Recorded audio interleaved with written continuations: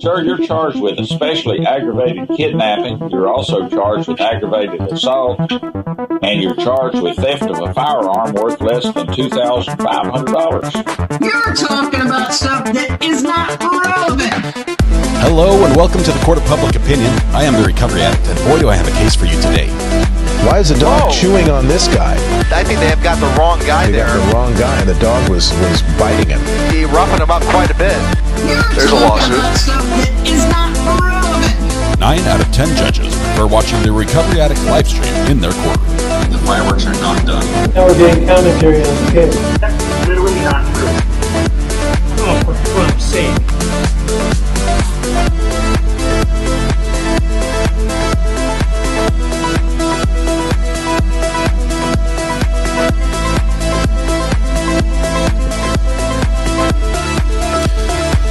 All right, welcome back to the Court of Public Opinion. I am the recovery addict. Hope you had a fantastic lunch. I'm under specific instruction from Mrs. R.A. to not tell you that I ate ice cream for lunch, so I will not be doing that. I hope you had a good lunch. I did. It was delicious. Cookie two-step. That's Bluebell Cookie two-step. That's all I'll say. I'm not going to tell you what I ate, but because Mrs. R.A. says not to do that. Oh, look at this. Look, would you look at this? Would you look at this? We have, I realize I'm a little out of order here, but Ivan Victor says, booyah, access granted. Going to be gone, gray garments. Go back to green for Mr. IV. Happy hump day indeed. Ivan, good to have you back in green. I'm glad YouTube repented of their evil ways and fix the problem you were having. But we have to go way back, right up here. This wasn't the right one, but this is the right person. Stephen Blevins was first in chat, and thus has won the internet. I say won because he was trying. He's tried many days in a row, and now he's won. So first in chat, Stephen, congratulations. It is all yours. We'll gift it up. We'll put a bow on it. We'll send it to you via email, and it's yours to take care of and to do with as you wish, as long as you keep it up and running. Congratulations. I appreciate you being here in chat. It would not be the same here without you, Stephen. I'm glad you are now firmly in the win category as a winner of the internet. Thank you very much, and congratulations there. Welcome back. We have a little bit of stuff going on, a little bit of things. There's as far as court is concerned, it looks like this right here. That's exactly how it looked for the last 2 hours. So not a lot happening there. Nothing happening audio-wise either from the courtroom that I can see. Let's see. Let's turn that one off. This one on. 3. Good. Alex stole it as well. Alex stole it. Okay, I think we're good there. You're talking about stuff that is not relevant. I do that a lot, and that's all right. Is that correct? It's a little loud. I'm not like hungover, but it's just the audio sounds a little loud this afternoon, I guess.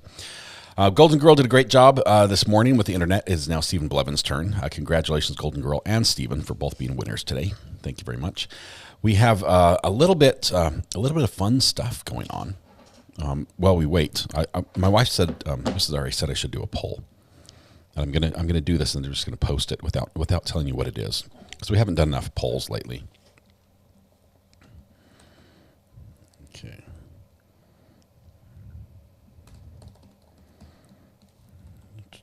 Just a typey. No spelling mistakes, please.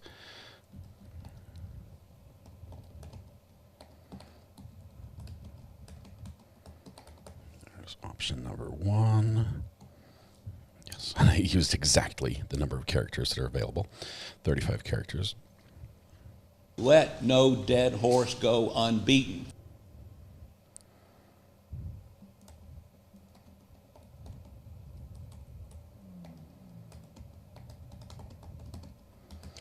Okay, there's option number 2, option number 3. Squirrel! Timer. Okay, well, timer's not going to start yet. We have a few minutes. Thank you for the reminder, by the way, Little Miss.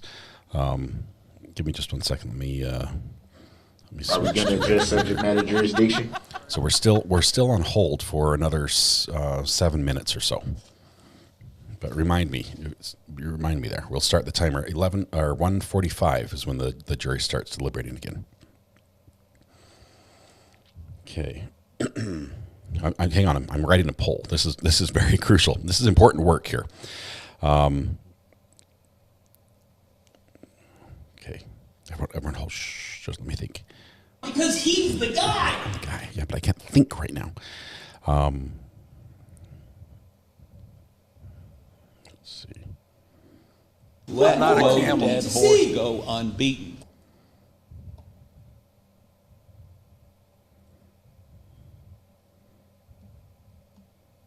Is that correct?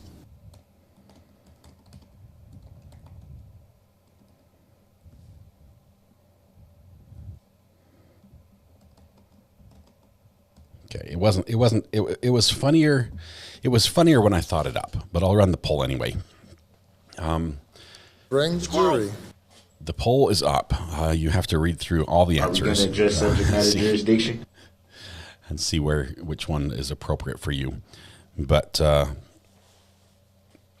basically, why are we here? We've been sitting here for days. We've been sitting here for days now, almost 12 hours of deliberation time. And some of us are forgetting with our old age is setting in. We're forgetting what case the evidence is getting a little foggy. It's getting a little foggy. It's been so long ago. But seriously, it's just been a long time. Wake me if anything happens, says Katrina. Verdict watch is exhausting. Having to keep up with 3 trials is overwhelming, says Hippie Chick. I couldn't do it. 1 is enough for me, Hippie Chick, and that is all I can handle. We have some options, though. We have some things to do. Let me first say we have a possible caller, if I understand this correctly. We have a caller who I'm not going to reveal names or anything at this point, but who has some inside information regarding some of what the interviews for the police officers on this case. Is that correct? Would be willing to share this information anonymously. And that's and based on my authentication of the caller from previous conversations we've had and things, this is not a troll. This is not somebody who's just making something up. This is legitimate. And I'd said yes, we could go ahead and do that. So the burner phone is turned on for this specific caller. But when you call in, you need to make sure you don't announce your name, so because that would sort of defeat the whole purpose. I'm not a cat. So we'll see. I've got the number that it will be coming from and everything. So anyway, that's good. Or if you need to do something offline, let me know. Just say take the call offline as your name, and I'll do it offline. Okay. Let's see. There's a lawsuit. Let's go, jury. Okay. Lots of people taking their seats. That's great. This is great. Front row is just filling back up. I don't consent to that name. 2 German Shepherds, great dogs they are. I love them. Bonnie, you did not miss the verdict. Just me, no verdict yet. We're still waiting. As a matter of fact, in 3 minutes and 15 seconds, the jury is going to start deliberating again. We'll restart the timer. Bring the jury. So give it just a minute, and we're gonna have that pulled up.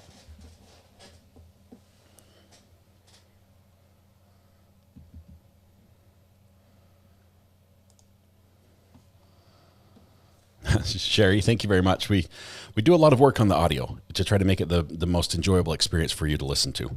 That's something that I have the equipment to handle and a little bit of experience there. So if I can make it better and more listenable and more enjoyable for you, that's what we do. This morning, we did that with the hot mic and cranked the volume up, and we're able to extract the whispers from the background of the audio and be able to follow along some very interesting but completely unrelated conversations from the courtroom, as everyone, including Mr. Mark Eiglash himself, started talking about. He was talking about hockey and sumo wrestlers as the goalie, but we covered shoes. People that had 400 pairs of shoes. We covered the information about which level of the courthouse has the best coffee. Just clothing, attire. We covered a lot of different grounds there. Okay. I'm just getting ready. We've got 2 minutes left. 2 minutes left until the jury starts deliberating. We'll start the clock in 2 minutes. Let's see. Mary W says, what's the perjury part of the case? What did SP lie about? that charge, that's actually interesting, Mary, because in the perjury charge, they include the actual verbatim wording that they say he lied about. And they say he lied that he said he did not see kids running from the building and he only heard 3 or 4 shots. They're saying those were perjury.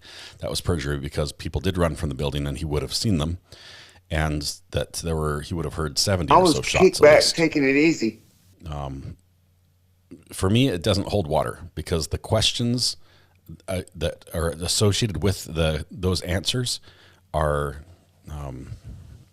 very specific to a time of the events. And they said, and then what happened after his answer? And then what happened? It doesn't hold up.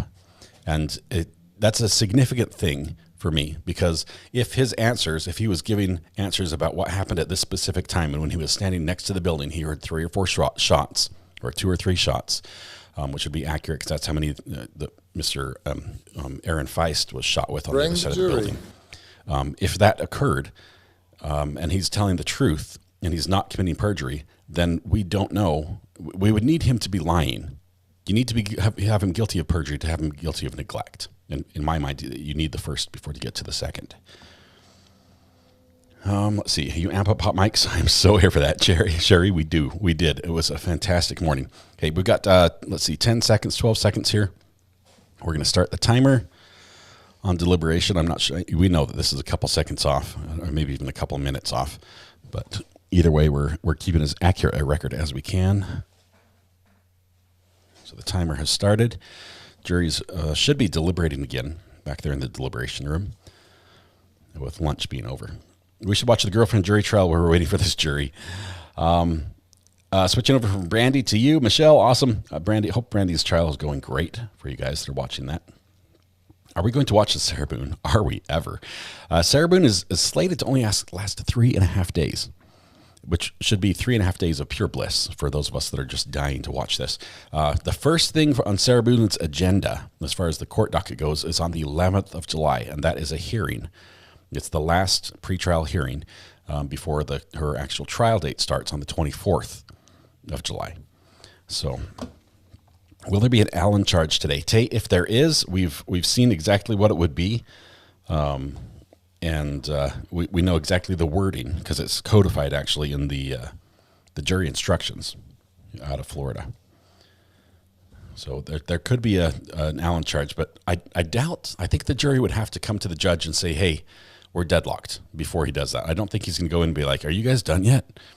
That would be improper. Well, not improper, but just like I'd say not normal.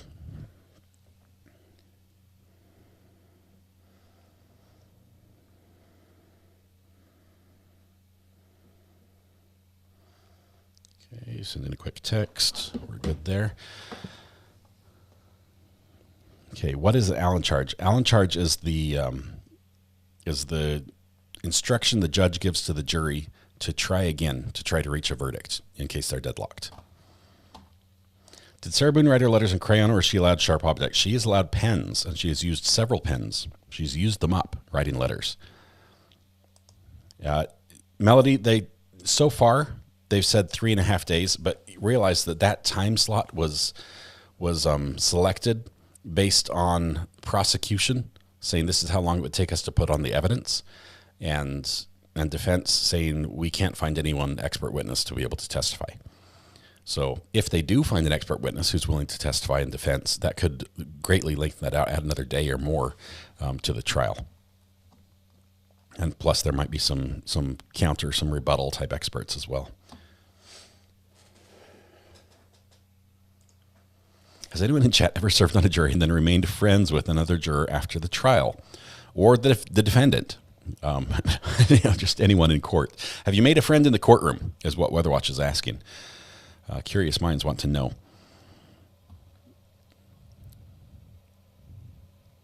Boone watched Brooks 3 days.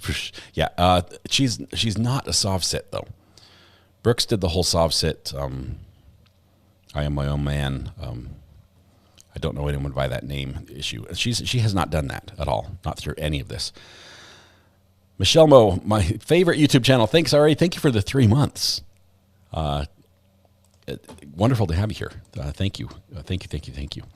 Ivan Victor is green. The world is a better place now that Ivan is green. We waited for that. It was a struggle. It really was. If you think about it, there's only Sarah involved and a responding officer, so also check the burner and share the pic, says Ivan. Okay, we might have a few minutes.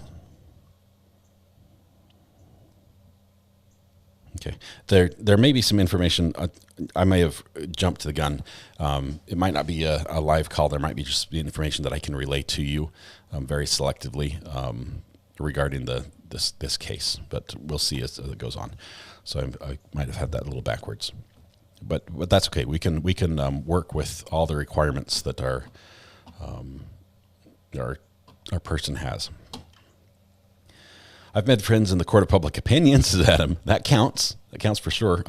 Weather Watch and Matthew Harris have met in real life.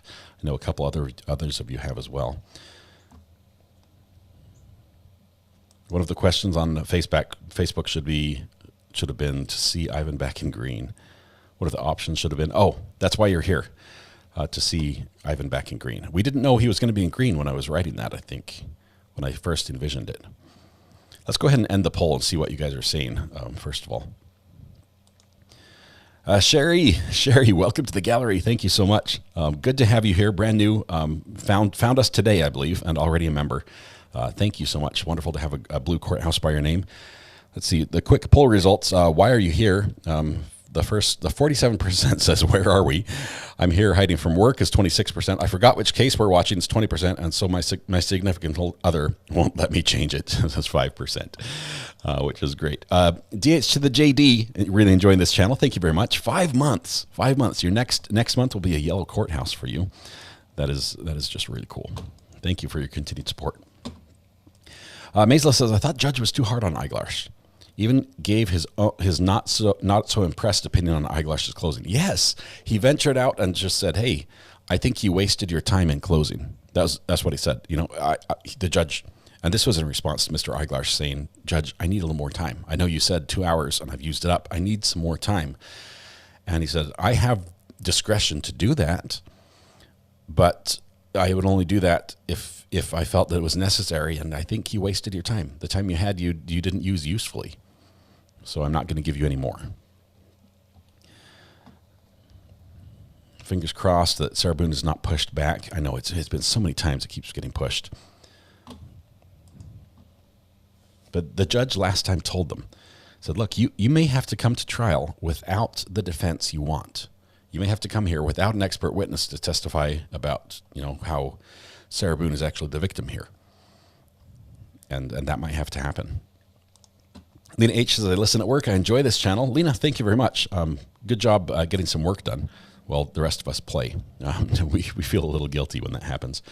Tiger Lily says, I haven't watched this case, but I find it interesting and curious about the verdict. I enjoy your commentary. Tiger Lily, thank you. I enjoy the feedback we get in chat. This is one of the best communities to watch true crime in. And it's because of people like you. So thank you very much. All the good murder trials get pushed back. They perpetually. I don't know. We think that Brian Koberger's might be on schedule. We think he's going to push forward. It might actually be more beneficial to him to have it rushed through trial, where the state doesn't have as much time to get prepared as they might want. And just look at all the paperwork they're filing in that case as well. Laura says, sorry, but the judge seems like a jerk, in my opinion. He does seem a little abrupt. I would say that, Laura, we did a counter during trial, and we came up to 140 times from beginning of opening statements. This is not any of the pretrial stuff, but beginning of opening statements till the end of closing statements, where the state objected to something the defense was doing and the judge sustained it. 140 times. Most of those had to do with the form of the question. And that was basically because Mark Eiglarsh has a specific style in asking questions, and it sort of deviates from what is allowed. I started the dishwasher. Does that count as work? We're going to count that today, Katrina. We'll give you a pass on that one. Judge has a cranky resting face. How was lunch? It was frozen and delicious, Eva, but I won't tell you what type of frozen dairy it was. But I will say Bluebell cookie two-step. And I heard two-step because Matthew Harris was talking about his favorite ice cream. And I think he said something about Texas two-step and described it as cookies and cream and chocolate chip cookie dough mixed together. It may be my new favorite. It was so good. So good. The objection count was crazy. It went so high. Amela's mom currently putting MRE orders in the computer while I work. MREs, tasty. Melody says, Ari, you have the best community, and the people in chat are amazing. So glad I found this channel. Melody, thank you so much. I'm so glad you did as well. This is a fun place. It would be more fun if we had a verdict at this point. It's getting a little old. I realize justice can't be rushed. The jury has the right to take as long as they need to reach this. But so anytime soon would be all right. Nicole Goodman's in the house. I'm glad I can listen while going back to Cali right now for a quick visit. Nicole, have a good one out there. Enjoy the weather. Hopefully don't start any fires out there. We've got enough smoke coming into the country as is. Whoa. We've got somebody walking around in the court. Did you see that? New MREs are good. I was more of a Mountain House guy myself, which is sort of the same thing, but the packaging's different. But it has, like hamburger stroganoff and spaghetti and lasagna and things like that. Just great freeze-dried meals.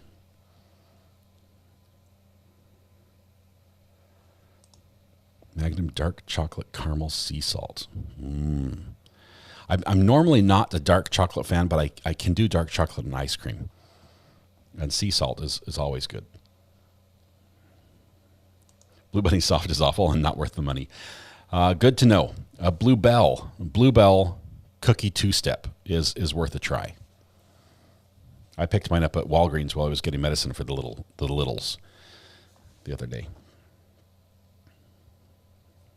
When did Ivan turn green? Just barely, like over lunch, Lee. It happened. I'm not sure what he sorted out. He apologized to the right YouTube executive. They accepted his apology. I don't know, maybe his membership on YouTube went before the YouTube parole board and they granted it. I don't know what happened exactly, but he's back in green and it's a good thing. We're thinking, jury, take your time, but hurry the bleep up. Take your time, but any time in the next 5 minutes would be best.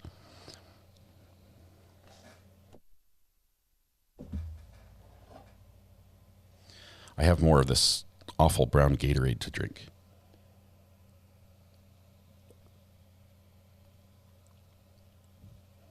It smells like fruit punch, but it tastes like grape, which just confuses me. The jurors paid for their own lunches today again. They're just grabbing toothpicks right now. I'm not a cat. Yeah, why rush if we're not even getting free lunch out of the deal? Ivan called in a favor from Silicon Valley and got some strings pulled. Good to have you back, Ivan, in green. No questions today, Deidre. We just had the 3 yesterday. 2 of the questions were almost identical. They wanted the exhibits. And then the third question was, please tell us the password to the evidence, which we're supposed to be able to watch, and it's password protected.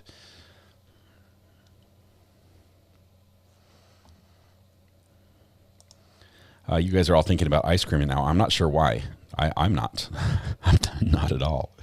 I'm full of ice cream.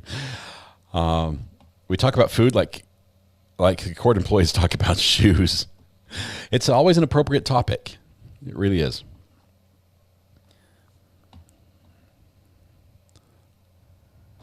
Let's see. Private Selection brown butter bourbon truffle ice cream from Kroger is the best. Wow, how do they fit all that on the label?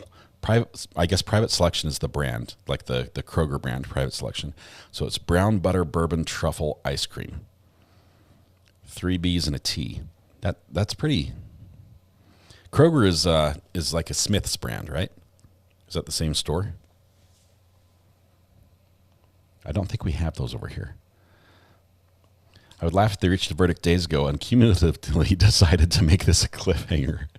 Like, if we can hold out for 2 weeks, every news station in the country will be talking about us. and then we can make an appearance, and then we can sell our story, and we can all have this vow of silence where no one's going to talk to the press except for juror number 3, and she doesn't know anything. So everyone's going to want to know, and we're all going to be tight-lipped until Oprah offers us the sweet deal. Oh, hey, guess what's happening? Guess what's happening? Check this out. Check this out. We have a view of the seats. Let me turn this on. Over there, that just barely happened. Sorry, one of the cameras was ahead of the others. So the bailiff is like, "Why are you filming me, bro? I'm just doing my job, guarding the Let door." no dead horse go unbeaten. They are nice chairs. I don't know why we're getting a focus on these seats, as if we're going to film, as if the camera's going to come back here and say, I need to know exactly where it's focused on the jurors. Unless maybe somebody back at the studio is doing a story saying, "Hey, can you get me a shot of just the empty juror seats? I need to see what these look like." That was it. They got a quick shot of the juror seats, and then they're done. Bailiff is ready for this to be over. Harris Teeter bought all the Kroger stores in North Carolina, but they bought the stores, but you don't have the same brands, right? You don't have the private selection. You have all the Harris Teeter stuff. Because he's the guy. Bailiff was rudely woken up by the cameraman. They need to make sure the focus is good for when they show the jurors again. So many times, we're almost up to a dozen times they've showed the jurors, and not just like part of the juror or the juror's foot, but like all of the jurors filing in, taking a seat, their face, the full head to toe. We could almost do an analysis or a critique of their attire if we wanted to. It's just been appalling. I think Kroger is Kroger. We have them in Houston, that and Heb. Smith's, Kroger's, and Fry's are all the same. So we've already talked about the British stores with the Aldis and the Lidls and the Sainsbury's and everything, Spencer's, and I think we're almost there. I'm not hearing anything. At least they're showing the court. We know somebody's in the courtroom. Kroger's Fred Meyer's in Oregon. We had a Fred Meyer where I grew up. Actually, if I've ever told you the bomb story, have I told you the bomb story? I think I told you the bomb story. I found a bomb, real bomb, but the parts for the bomb were purchased at a Fred Meyer. Did juror 3 get caught by being spotted on the camera in the jury box? That contentless Lonnie, that would be hilarious if somebody looked at that and said, "Hey, I remember them from the gallery of the other trial." That was to be the only thing that would be worth going back after the trial's over, worth going back and looking at that and drawing out the picture. You guys have Kroger in Virginia. I might have to go back up. Well, I am going back to Virginia next week. Is next week the 4th of July? I think it is. I'll be up in Colonial Williamsburg on the 4th of July with my kids just for a little day visit.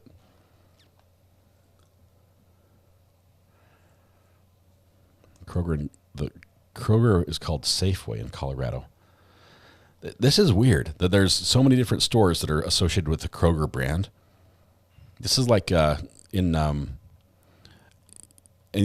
West, there's a fast food restaurant that serves burgers that's called Carl's Jr. And in the East, the exact same store is called Hardee's.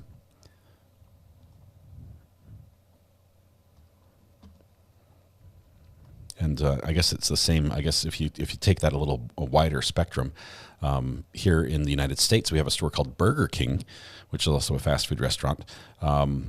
They expanded into Australia. The only problem was Australia already had a company called Burger King, and so they had to change the name. They changed it to Hungry Jack's.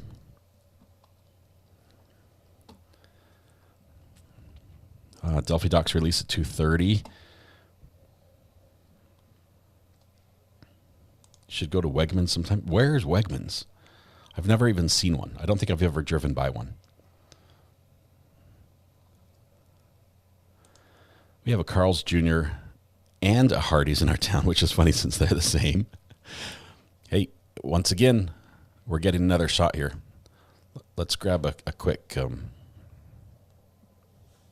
let's see, media. Let's clear this one out. And capture a still. Okay, let me turn this off. Hang on. Capture a still. Okay, so I've got the juror seat box. I might use that on the next. I might use this on the next thumbnail. Somebody back at the studio is saying, "Hey, tell the cameraman that we need a still image of the empty juror seats." I'm not sure why he's doing this. They are nice chairs. I mean, you can see they're padded. It looks like they swivel at least somewhat because one of the chairs is turned. They're not all completely straight.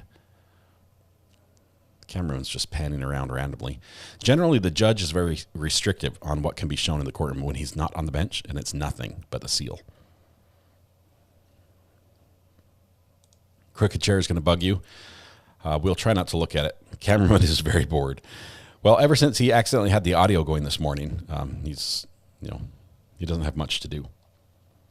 Is he wearing a GoPro? It sometimes seems like that with how much motion there is on this.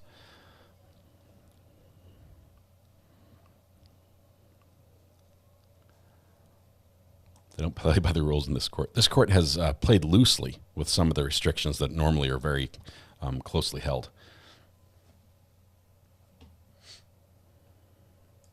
In Florida, Kroger is connected with Publix. Is there just one store in the United States? Is that what this is coming down to? That all the stores are owned by the same person? We think we're shopping at another company, but it's really just everything's owned by Kroger. Wegmans is north of Raleigh, not close at all. I go there, once or twice a month, so I might be able to swing by. Judge left audio on yesterday. We had audio on this morning too. What if all 6 jurors have narcolepsy? They're in there sleeping, and the bailiff's like, "Hey, they're hard at work. They're studying the issues right now. I don't want to disturb them."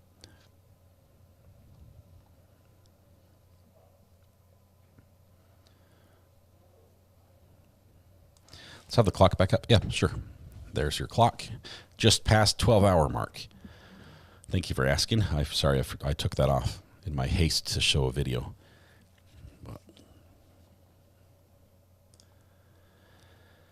They could be, if they watched all the videos separately, the 6-hour videos separately, they would have just barely finished them from yesterday.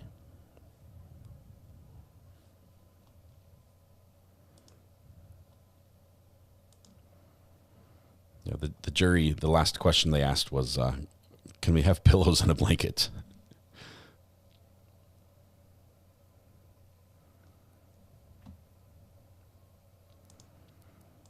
Cheryl, I think all of us lost at this point. There were only 11% of us that chose that it would take longer than 8 hours, so pretty much everyone else is out.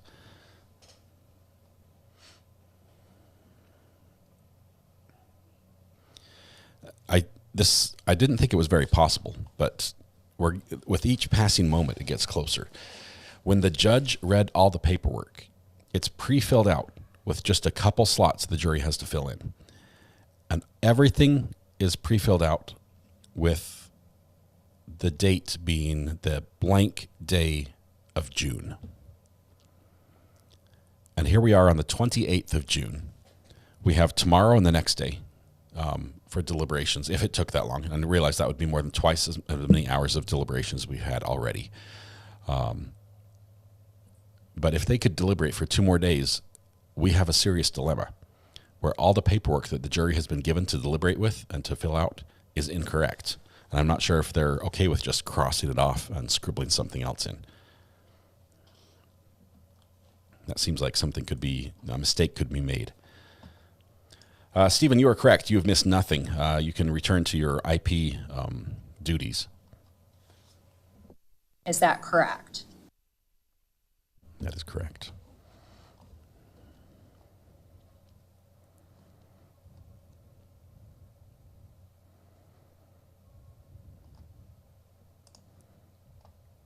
Girl in Texas says, I've been inundated at work and have missed this entire trial, so I'm just here to watch you all react.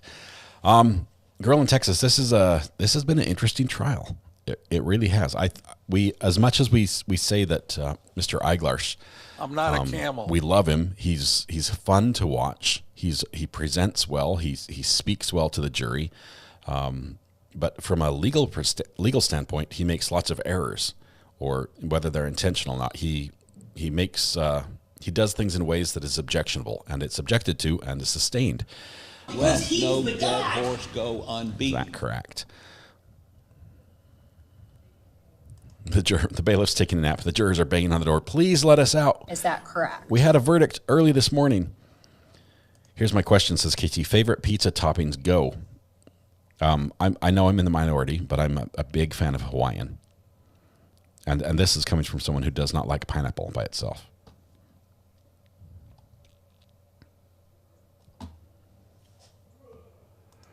Tomato, bacon, garlic. That's a good one. Regular sausage, not Italian. This would be the first hung jury that we've followed on this channel.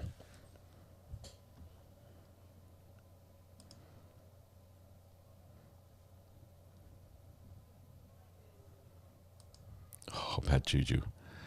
I'm making bracelets for the Taylor concert, and this cat just knocked over 60,000 beads and mixed them together. Oh, bad juju. That's very bad. You're talking about stuff that is not relevant. I just noticed you're holding a ticket, a Taylor Swift ticket in your profile picture. That's pretty cool. I had to squint really small to see it, but I could see it.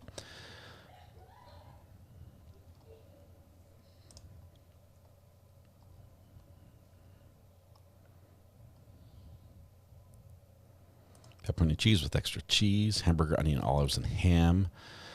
Not sorry I asked, pineapple fans. Bacon and pineapple, lots of pineapple here. That's good.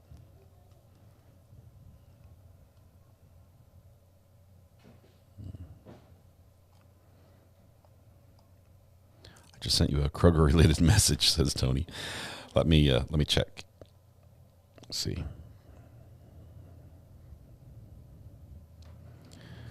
All right. I've got to take a call from someone who has some information for us about this trial. So I need to do a couple things. I need to have some music playing. Let's see. I might have to do it during a break because it might be longer than just a couple of minutes. We might do it on a break. Let me think how best to do this while I read some more things about pizza. As long as my pizza has green olives on it, I'm good, says Caper. Still have never had a green olive. I think that's true. I think I never have. Maybe I've had one now. I think you guys tried to talk me into eating one, and I tried one. No, I can't remember ever tasting it. No holding out on us now. Yes, I am. Did you know that Hawaiian pizza is a Canadian invention? That would explain why it has Canadian bacon on it. Jill, with each passing hour, the idea that a hung jury might exist gets higher in my mind. We can go ahead and take the break. Okay, so what I'm going to do is I'm going to take a phone call offline. We're going to keep the video going, but the individual has asked that I not take the call online, so we'll disconnect right there. 5 to 10 minutes talking points. Give me a second. Let me grab a piece of paper and a pen. I had a pen, but I'll find one. Just 1 second.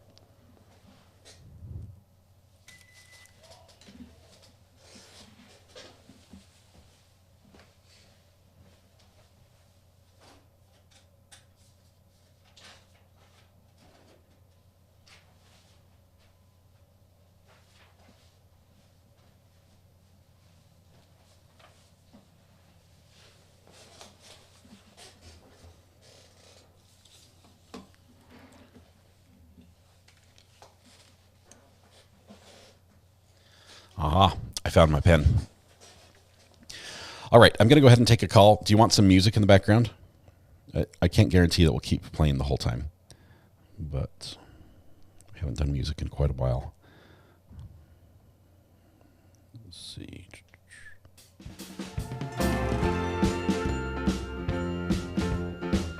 This was the bus music. We'll play that one for now. All right. I'll take the call offline.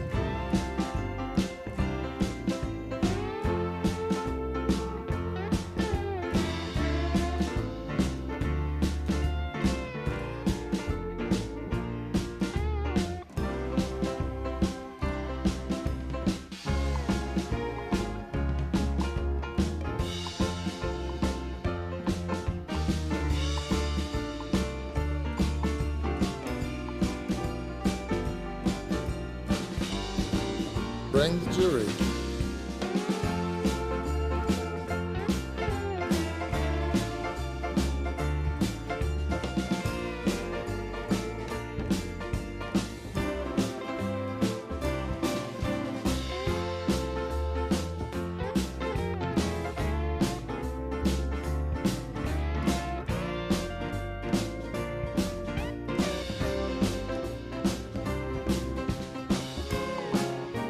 There's a lawsuit.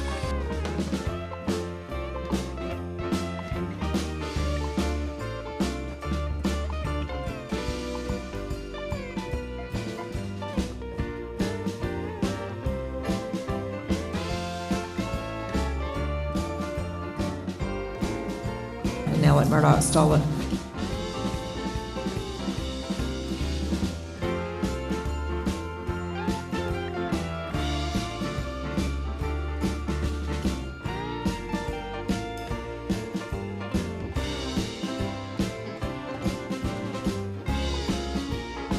Because he's the guy.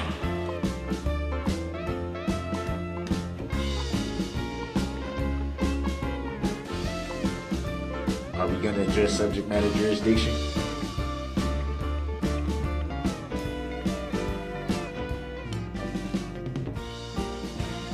You're talking about stuff that is not relevant.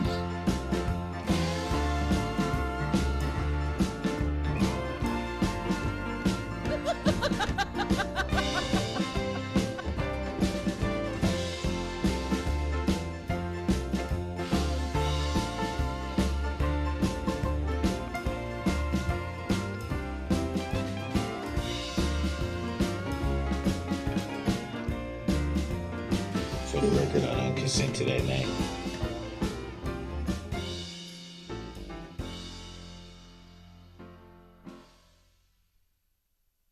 I'm not a camel.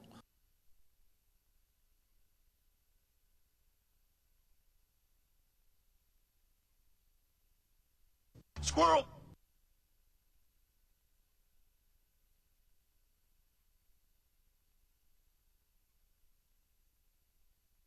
Bring the jury.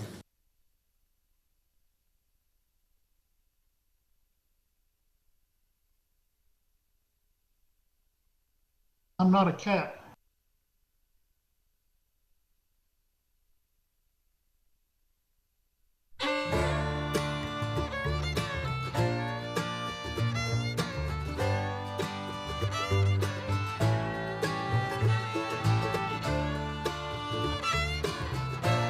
Is You're that correct? talking about stuff that is not relevant.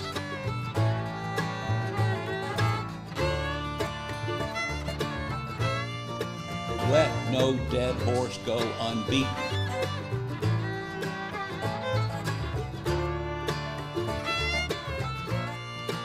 I was kicked back, taking it easy.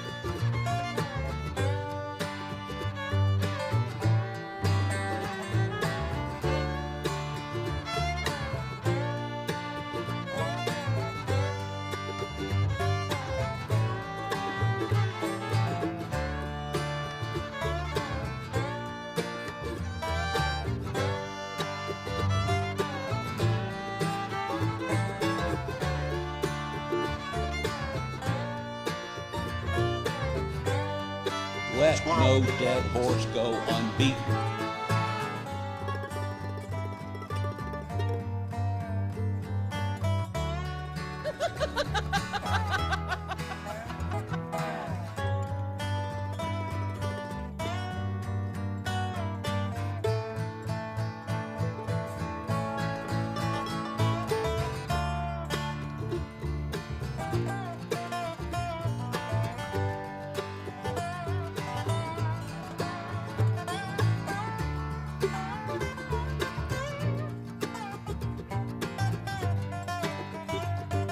There's a lawsuit.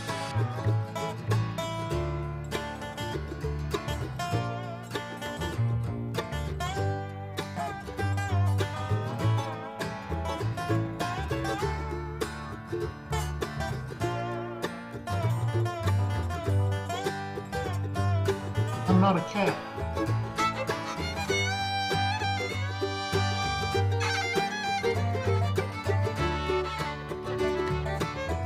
Are we going to address subject matter jurisdiction?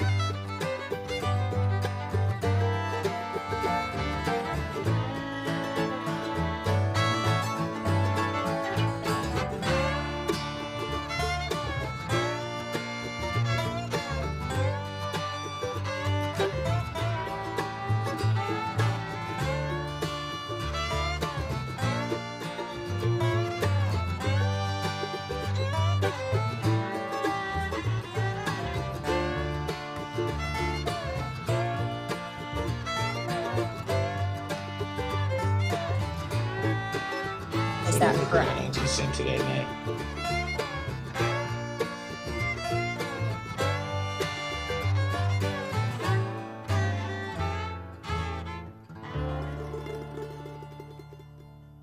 All rise.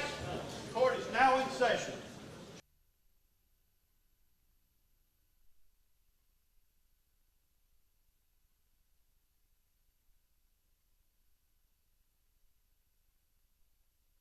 Bring the jury.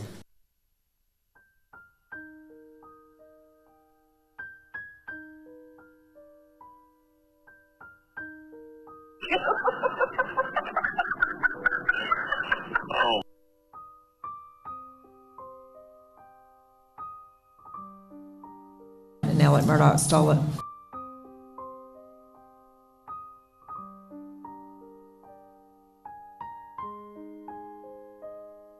For the record, I don't consent to that night.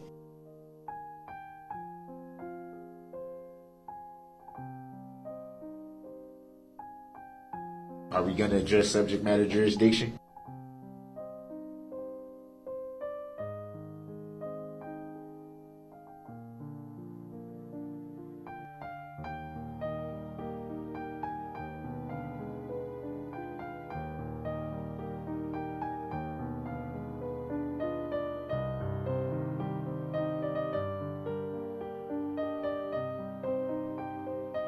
I need the record scratch sound where it goes like that when you like drag the record needle off the record. Yes, I was taking a call in front of you. Here's the thing.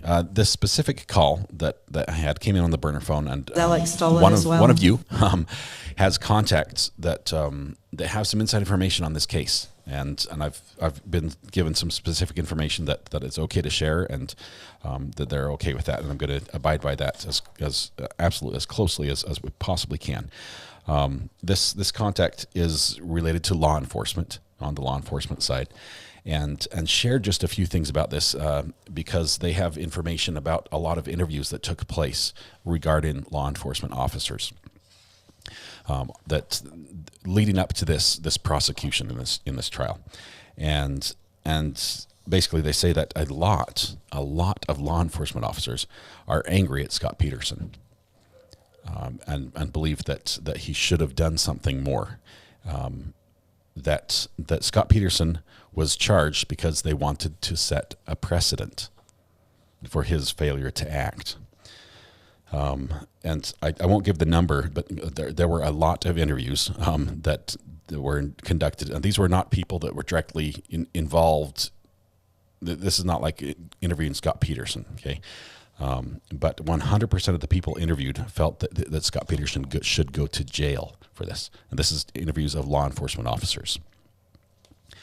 They said, no way in heck, I can't read my writing there. I think it says heck. No way in heck that they will retry him if this is a hung jury. And we talked about some of the things he could have done just going in, and they said definitely not fire warning shots. That was not what he would have done. But they think what he could have done and what he should have done is to go in and basically yell police, and that would have been enough. That's what they think. That's all he needed to do. Not actually go in there, draw down on the shooter, and go into a gunfight. They think that's not what it was. They think all just going in there and saying, police, make a ruckus, like you're coming in, and like there's a force coming, that would be enough to stop it. And he also said that that he definitely is still being paid a pension. That the only way he loses his pension, that Scot Peterson loses his pension, is if the felony charges are if he's found guilty of those. If they're lesser misdemeanors, he keeps his pension. But if the felony charges go through, then he loses it. Sandy says, setting precedent, that's what I've been saying. Yes.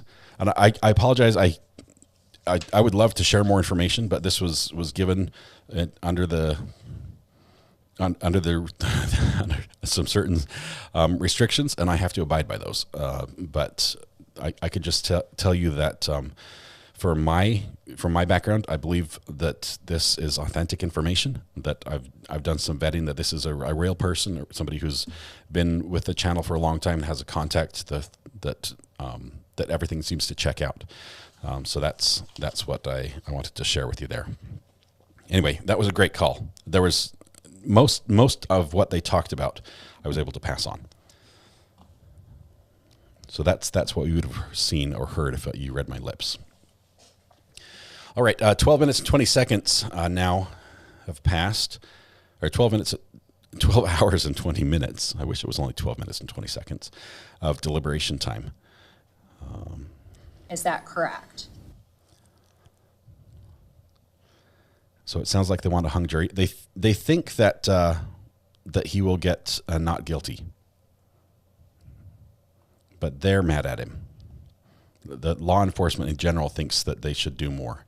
It basically paints them with in a bad light. I don't know if Cruz was listening to music, or was that another kid? I don't recall. James says yelling police would not have changed anything. I can only tell you that as a child, when I participated in some activities that were frowned upon by law enforcement, and I'm talking low level, very low level, prank type level activities, that the mere idea that a police officer was close changed my actions a great deal. Nurse for God gifted a membership. Thank you so much. I appreciate it. That one went to Kitty Cat, Kitty KT, or Kitty CT. I think it's Kitty Cat.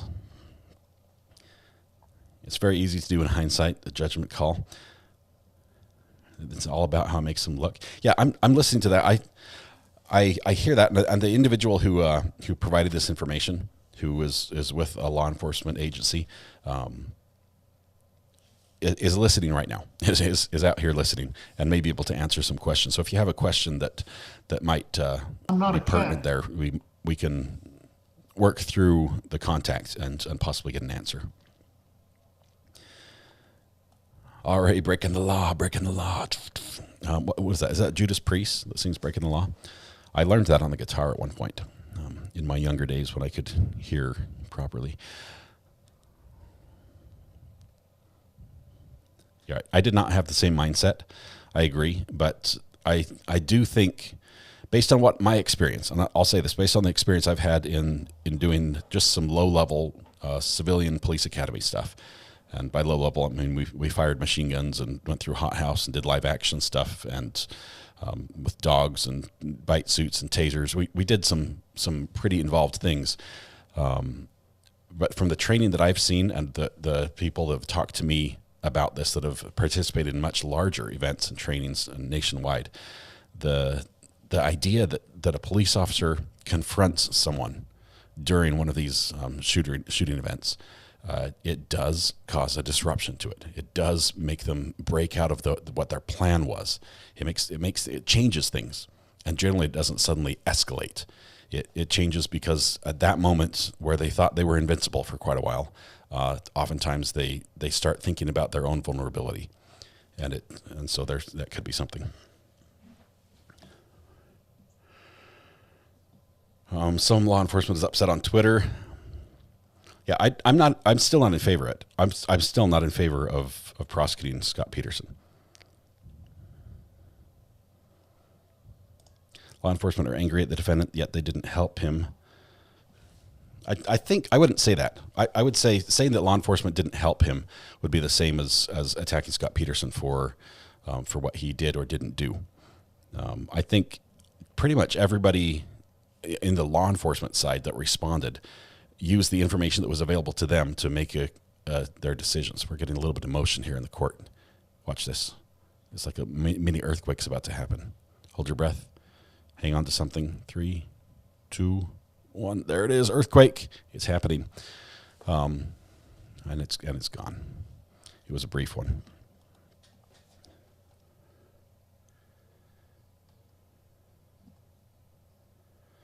Laura says, I've read plenty of stories supporting Mr. Peterson. I'm not buying that. So many mistakes this man has sacrificed. He did say that he was sort of being used as a scapegoat as well.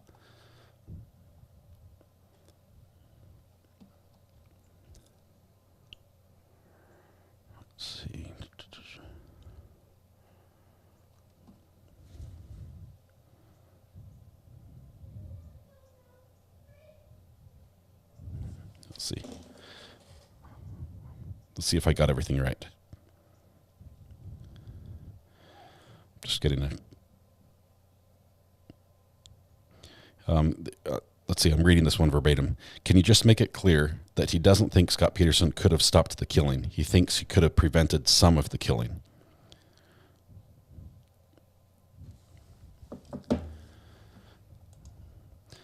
Ginger Meadows, welcome to the gallery. Good to have that green courthouse by your name. Thank you very much. Let's see. Yes, I did successfully predict an earthquake. How many people can do that? Only those who can see into the future by about 7 seconds, apparently. They're probably also mad that their union dues is going to pay for his defense. That might be frustrating. That could be a point of frustration for some officers who think that he was either a traitor to their cause or cowardly or something. Let's see. I don't think they need to use this man as an example. I will never think guilty.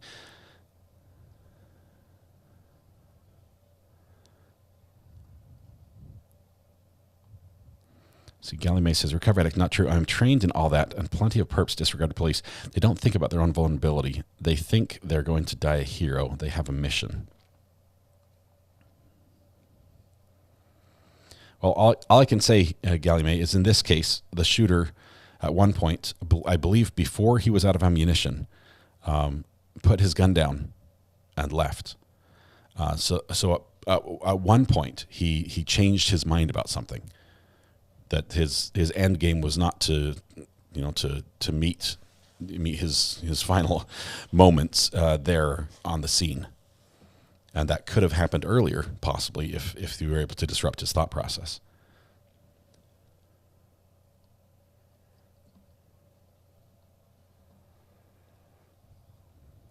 Who's the LEO who allowed the shooter to leave in line with other students? He needs charges too. Melody, that was on the other side of the school. That was the opposite side from Scot Peterson. And I believe he sort of left a little bit after, like he wasn't in a group. His gun jammed. I thought it jammed and he unjammed it and then continued firing. Gun jammed, that's why he fled. I thought the gun jammed on the second floor. Am I remembering this incorrectly? I know his gun jammed, but I think that was on the second floor when that happened. CW says, Aria, did you say your caller said he thought they would not prosecute SP again if hung? That's correct, CW. That's what I was told.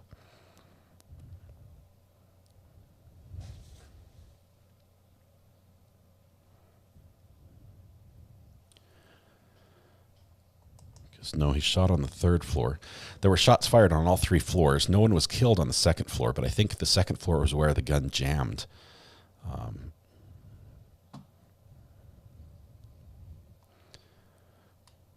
It jammed on the 3rd floor, too. So hung jury is the best option, says Patty Girl.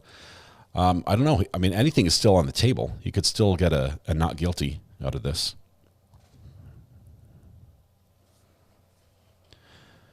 Would you still be an SRO if it was possible to be dragged into court, painted as a coward, money for your defense, chance of a lifetime in jail because you didn't save everyone? Sherry, yes. I mean, how many? I don't mean yes. I would still be an SRO because I have never been that. But you bring up a good point that if your chosen profession exposes you to a great deal of risk personally, financially, you're exposes your family to a great deal of risk. It causes you to rethink it and say, is this something I want to do? If the table sort of shifted now, the protection you thought you had is not there. This may make it harder to find people who are willing to serve in that position if he's found guilty.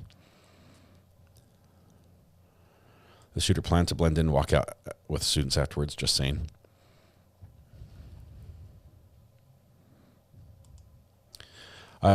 Adriel, I hear you. I hear this. This is 2 completely different schools. We've got a much smaller campus. You've got a completely different age group of students. One had a whole fleet of police officers. The other had, one initially. And let's see, they were only not going in themselves, but also stopping armed parents from going in.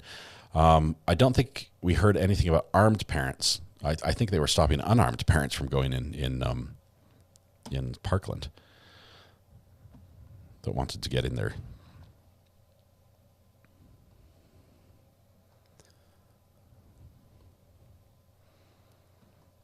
Okay. Going to prison for being a coward. Awesome. Yeah, I don't think we should jail people for being a coward. But also I don't believe that he was a coward. I believe he did things that helped save lives. There's no question. Him calling Code Red and getting those buildings locked down so the shooter couldn't get into the classrooms full of kids where there's only one exit, and he could stand in the doorway and just slaughter them. That saved lives. That saved a ton of lives. But he could have. I think he could have done more and saved more. But I don't think we can prosecute him because he chose the option that saved less lives. Sue McDonald says, many teachers want to be armed to imagine their potential liability. Some states allow this, and this is, I realize this is an absurd idea to some people. The idea that a teacher who already has their hands full, who has 30 kids that are all over the spectrum as far as needing attention and where they are emotionally and everything else, to have them also have the responsibility of carrying a loaded firearm in the classroom and possibly using it on one of their students if need be. It seems absurd. There are some states that allow this, and currently teachers are carrying firearms in class. There are states that do that, and others that basically only a law enforcement officer would be allowed to carry a gun anywhere on school property. Nathan says, I tried to text you, but it didn't work. I'll try again sometime. Sorry, Nathan. The burner phone sometimes a little fickle. Oh, I got a Kroger a screenshot of all the businesses that fall under the Kroger label. That's funny.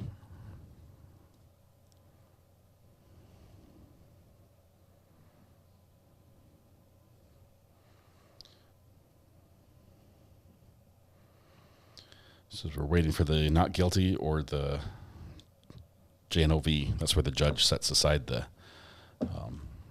verdict. That's still a possibility. There's still a chance this judge might come out and say, yeah, you convicted them, but I'm going to set aside the verdict.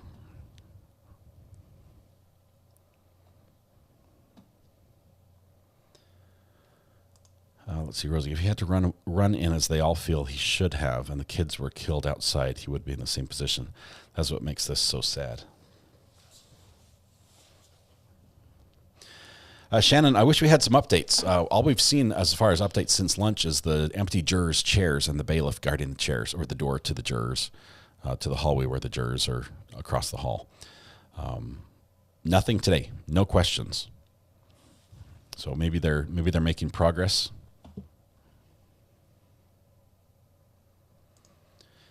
Charges Scot Peterson is facing are 7 counts of child neglect, 3 counts of culpable negligence, and 1 charge of perjury.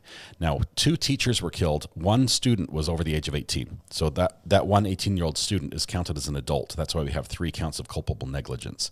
And then the other 7 students that were killed after he arrived on scene or arrived at the building make up the 7 counts of child neglect. Can the judge do a JNOV if they're hung? No, because there has to be a verdict for him to set aside. They have to. I think they have to.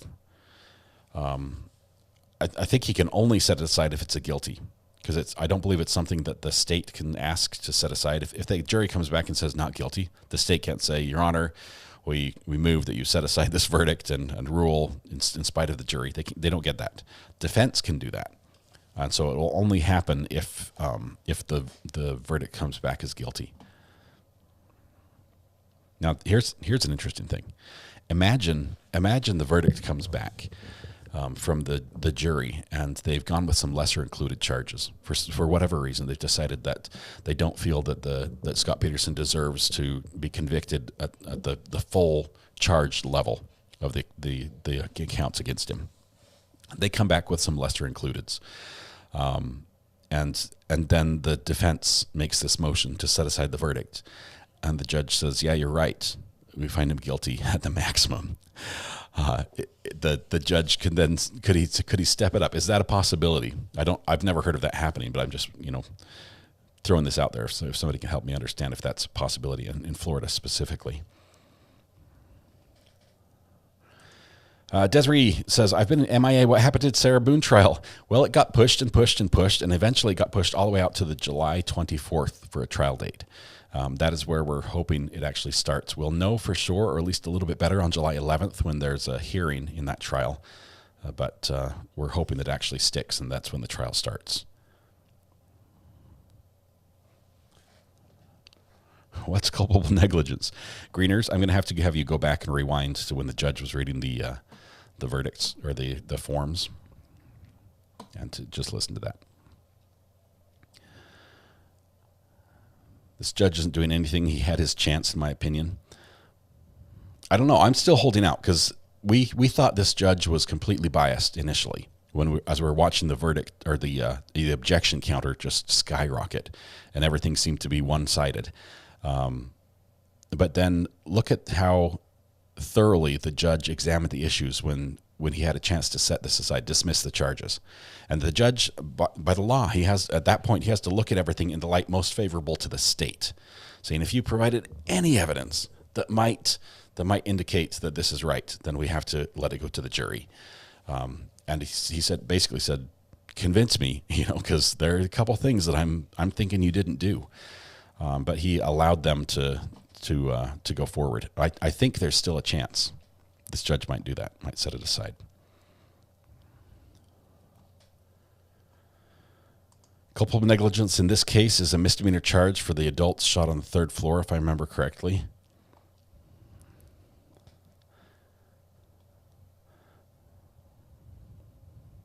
I think his seemingly reluctance was for the camera. He definitely liked to read. He likes his time on screen, because he was asked if he could just group all the sentences together and say, for these 7 charges, this means this.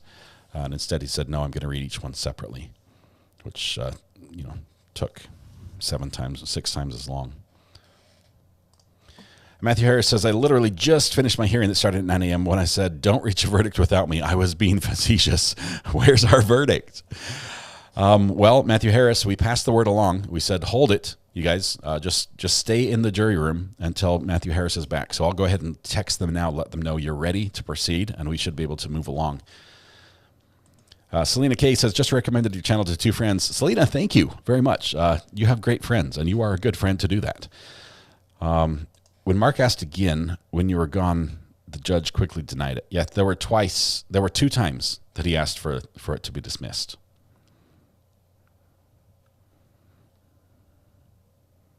The judge could rule that the verdict violates precedents. I'm not a camel. Precedent. This is the first of its kind, really, in this. I have regrets. I'm sorry, y'all. Apology accepted, Matthew. Hopefully, court went well for you today. If the judge sets aside a guilty verdict, is that fair to the jurors who were charged to listen to the evidence, evaluate the evidence, and make the decision based on that evidence? VC, I would say, is it fair to the jurors?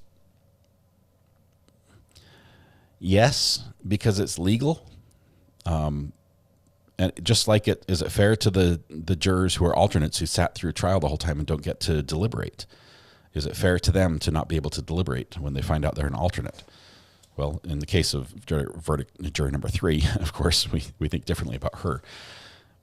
Did they bring their notepads? They have their notepads in with them, but they don't get to take the notepads home. No one else gets to see their notepads, and they will all be destroyed at the end of this trial.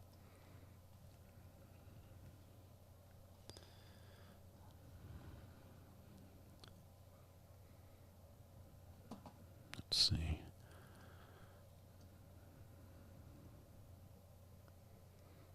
Jerry says he's biased. Let's not fool ourselves. The judge initially, I will say, I detected in his tone of how he interacted with Mark Eiglarsh, a sense of frustration, a hostility that was there towards him. And then there was later in the trial, there were moments where he seemed completely straight and fair, like right down the middle, no concern one side or the other of the fence. Although I went back, watched closing arguments again. The rebuttal was quite forceful, made me to doubt my not guilty.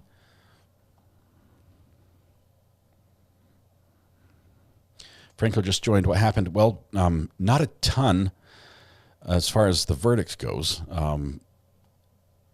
Let's see. Can someone direct me to an explanation of juror number 3? I missed that. Okay, so first of all, we have to explain that here in Florida, on these charges, the charges that Scot Peterson has been brought up on, that Florida doesn't always let you have a jury of 12 peers. In these specific charges, these lesser charges, lesser than murder charges, you only have 6. And I'm not sure if this is just a matter of convenience or it's a matter of cost or whatever. I don't know why they set up their laws that way, but he gets 6 jurors. So they chose 6 jurors and 4 alternates, I think 3 or 4 alternates. 4 alternates. So then when they go to deliberation, only 6 jurors deliberate, and the others get to sit aside, and they still are not released in case they need to release a juror from the deliberations. They can do that and then bring one of the alternates in and then sort of start the process over with that alternate.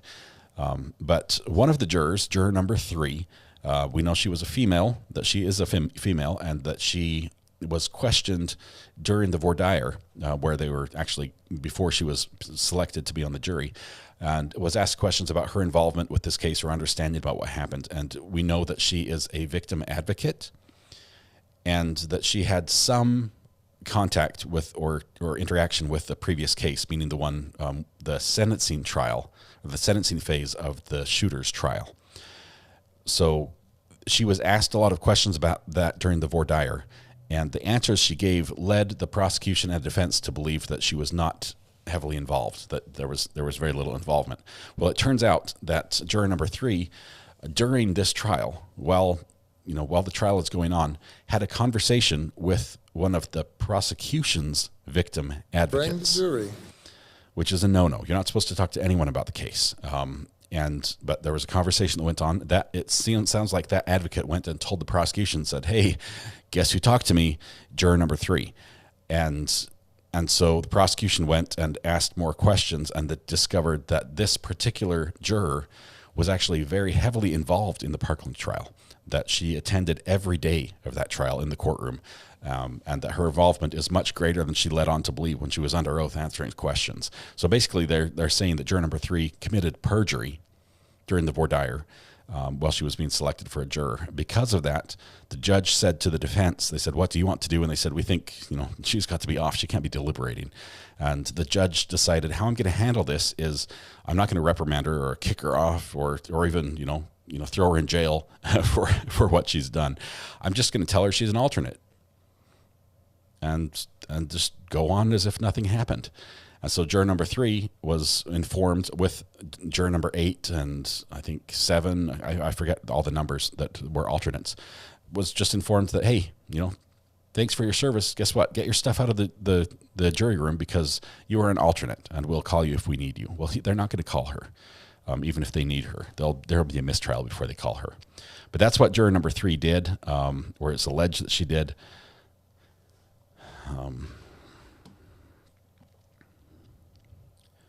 Toy White says, Caper, I agree that he seemed to not like Mark Eiglarsh, and he chastised him often in front of the jury. It was the way he chastised him in front of the jury and reprimanded him. And when Mr. Eiglarsh, when there would be an objection, and Mr. Eiglarsh obviously didn't agree with the ruling, and he'd say, "Judge, can we do a sidebar?" And he'd be, "Nope, no sidebar." And Mr. Eiglarsh was like, how do I talk about what I think we need to talk about? I think there's still a problem here. But the judge would say, no sidebar. So that it did seem like it was a little one-sided that way. Seems like obvious contempt. Yeah, Sherry, keep in mind, she is basically being accused by, through these actions, if this is what she did, of committing perjury, of lying under oath in an official proceeding, in a court proceeding, while she is sitting in a jury judging someone on a charge of perjury. How do you not have the judge say, "Look, we cannot tolerate this. We have to say, we have to talk to her and say this doesn't happen." Even at the minimum, just say you were inappropriate. You broke the rules. I told you not to talk about people, and you did. Even if that was just the bare minimum, but there was more than that. Not just talking to people. You didn't tell us the truth. You didn't tell us the whole truth when we were asking you about your involvement in this case, and that's perjury. Girl Scout, it happened over lunch. I don't know exactly. I think the payment finally went through. It was just stuck somewhere. Someone had to tap the machine with a hammer, kick it a time or two, and it processed. Have an Easy Day says, I still believe the state knew all along about juror number 3 and wanted her to remain. They only threw her under the bus when they were forced to. Can't believe they didn't dismiss her. For all intents and purposes, she has been dismissed. There is no chance she's going to be a deliberating juror on this case. Even if they burn through the other 3 alternates, they will not call her. At that point, if they needed another one, we would have a mistrial. So she will not be a deliberating, because that would be an immediate an appeal, an immediate mistrial if they put her on there.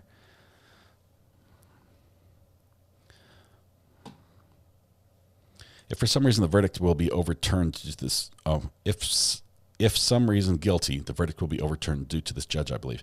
Nathan, you've got a lot of faith in the judge. I think it's a possibility. I wouldn't say it's a probability, but I think it's definitely a possibility. This judge, sometimes judges present one way where they're actually thinking the other. Like I feel I'm with the defendant on this, but I have to look like I'm fair. I have to come down hard on the prosecution or on the defendant. In this case, to make sure I'm not biased. So they might be leaning extra, to make sure that there's no foul play done during the trial. Would love to hear his explanation of why he let juror number 3 slide. Yeah, look what he was about to do to juror number 6's employer when when juror number 6's employer would not pay for her time while she was serving on jury duty. I was kicked back, taking it easy. He was saying, I can go public. I can sit right here with the cameras on, and I can give you the HR person's number and just have all of y'all who are out there in TV land make this company wish that they had paid her during jury service. So it's interesting that he was so close to doing that, but then when there's perjury committed in his courtroom, basically in front of him, he does nothing. And maybe there's a chance at the end of the trial, outside of our presence, that it is brought up, but he just doesn't want to make it part of the circus of the court setting.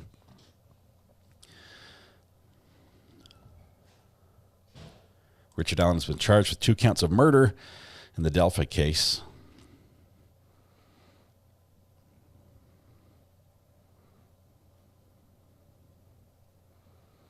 Were these prosecutors the same ones for Cruz's trial? I only watched, obviously because he pled guilty, I only watched the sentencing phase, and I don't remember. Were they the same ones? Can't believe she's not facing contempt charge. I think the judge was very kind to juror number 3. Very kind. She's still going to get her certificate saying thank you for your service. You're exempt from jury service for the next 2 years. Plus you get free parking at the courthouse and, a free blizzard courtesy of the judge or whatever. I don't know what all they get. Not the same prosecutors.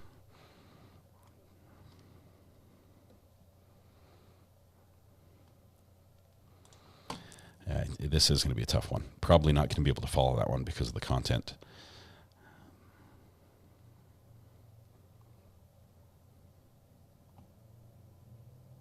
I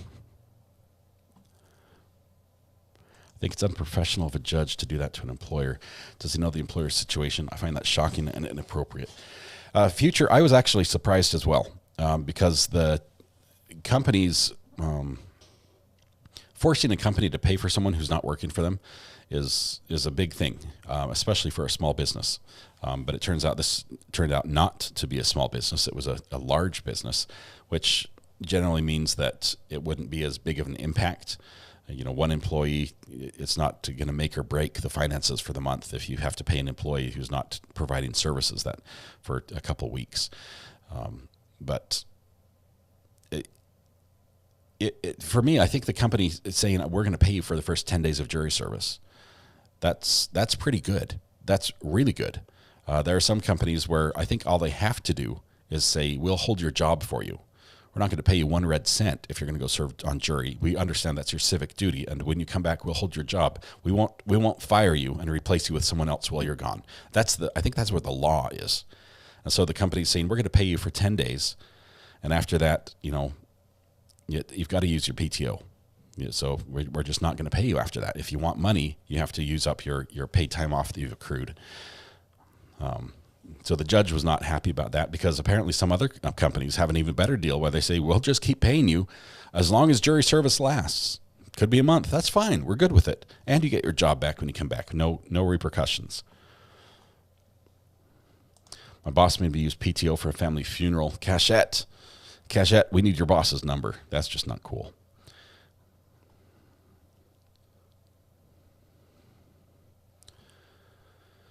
Let's see. I wonder what happened to the juror who said they were bullied in the jury room during the shooter's sentencing phase. I don't remember on that one. The judge seemed to be the highlight of that case once that was over. At her, they're also a bias.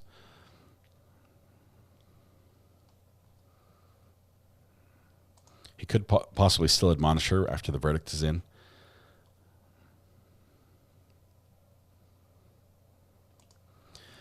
Kenneth, I don't know. Maybe some of our document hounds can do some sleuthing and find a recent case where a judge has overturned a guilty verdict. I can't think of one.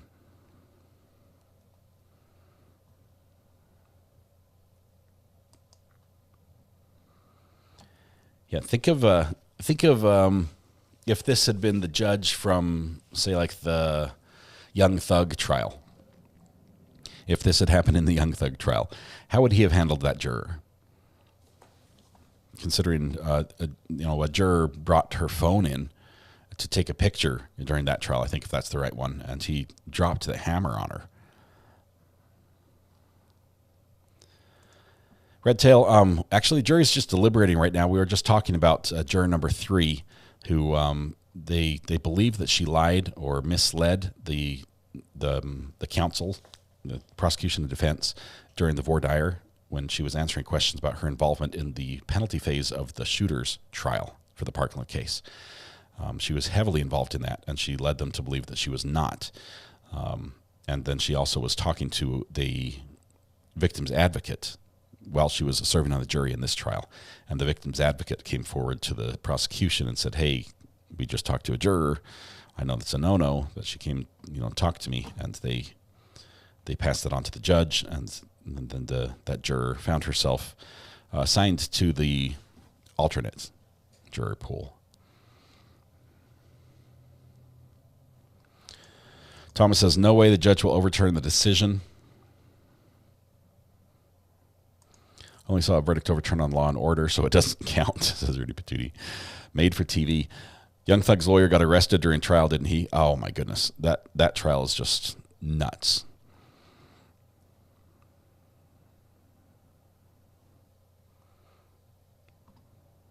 That's also the trial where drugs were being passed up to the defendant right there in open court in front of the bailiff.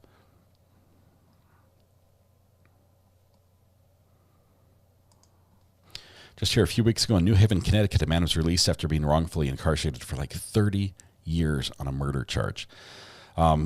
Ashley, I think things like the Innocence Project, I think that's what it's called. Unfortunately, there are a ton of stories like that. And what gets me is it's DNA. It's DNA evidence where the DNA that was found at the crime scene does not match the defendant. How in the world, in today's day and age, where any one of us can spit in a cup and mail it off, and within a couple days find out, exactly who our ancestors are and who we're related to. How have we not just processed everything? Why don't we take everything we have and process it and say, let's get this on the record. Let's figure out if we've done this right. Why does it take 30 years to go through that process? Only have 2 more hours till the judge says goodnight. By the way, can you explain who perjured? I missed it. Juror number 3 is what we understand. Possible perjury in lying during the voir dire is what the allegation is. Half the evidence is lost. I realize that if we don't have evidence anymore, if we don't have it, we can't retest it. Content Lasagna says, convicted Zachariah Anderson with none of his DNA on site. Bad conviction. Yes, they did, however, have a little bit of the victim's DNA in, hang on one second, in the Zachariah Anderson's van. Mr. Ivan, are you there? Yes, sir. How's it going, fella? It's going well. Good to have you back in Green. Yes, it feels good. I feel like all is right in the world, and the axis is spinning on its, proper destination. How you doing? Doing well. I'm not confident that we're going to have a verdict today. What did I say yesterday? Ari? I told you this is heading for a hung jury. I've never seen one, at least not watching with you. I don't know if I've ever seen one, but I made my call yesterday. I'm sticking by it. I think we have at least 1 or 2 there. Like I said, I think it's heavily not guilty. Like by heavily, I mean, I guess 4. I think it's 4-2 right now, if I had to put money on it. And speaking of that, there are rumor has it I've been known to place a couple, bets, here and there on various things. A financial wager on the outcome of a trial? Is that what you're suggesting? There are, I was just about to say, there are a couple different crypto sites where you can bet on the outcome of a trial as it stands. And so the odds are heavily in favor of either not guilty or hung jury right now. So that's what the bookies are saying? Well, that's what yes, sir. You can literally bet on anything. It's a brave new world, I tell you what. Anyway, I really do. But I really think that. I think we have 1 or 2 who are, we've had radio, dead silence, over the, radio airwaves this whole day, after quite a few requests, and so I literally think we have 1 or 2 people with their arms crossed saying, no, he's guilty. No, he's guilty. And then we have 4 others screaming at him saying, come on, what do we got to show you? What do you need to see? What more do you need to see? Right. Do you think we got you the passwords? We got you the exhibit. We showed you the videos. You've seen it all. Yeah. Why can't you just agree with us? Yeah, it's. Do you think it's the foreman? Do you think the foreman's the holdout? No, I don't. I think the foreman is the one requesting all the documents. If I had to put my money on it, I think the foreman is the one trying to wrap this up, trying to say, come on, like, what do we have to do? I think it's one or two who have, from the start, because like I said in the beginning, police and children, any cases involving police or children are both highly volatile. And so when you have both in the same awful scenario, I don't know that you're going to turn that. I just don't. Look at what we did yesterday. When you asked if anybody would change their mind, did you see one person say yes? Yeah, not many people. Not many people were able to do that. Ivan, sorry to interrupt you. I know you've got your an imposter out there. Apparently, there's an imposter out there who's using my account, and I think they're in my house. And I think it's Mrs. R.A. Who's typing on my account, because I'm sitting here talking to you. Going on? I'm talking to you, and here in chat, I'm seeing myself talk. And it's not me. It wasn't me. I'm doing the whole Shaggy defense. That wasn't me.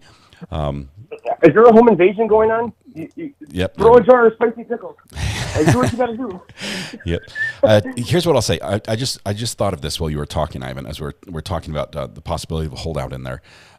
Maybe the first time they asked a question was our first indication that we had some discord or disagreement in the jury. And I say that because they asked the same question twice. Right. Which means that the jury couldn't agree on the wording of the first question. From the jump. From the jump. And that's why I think they said, no, we're going to ask them for XYZ. We're asking them for all the exhibits.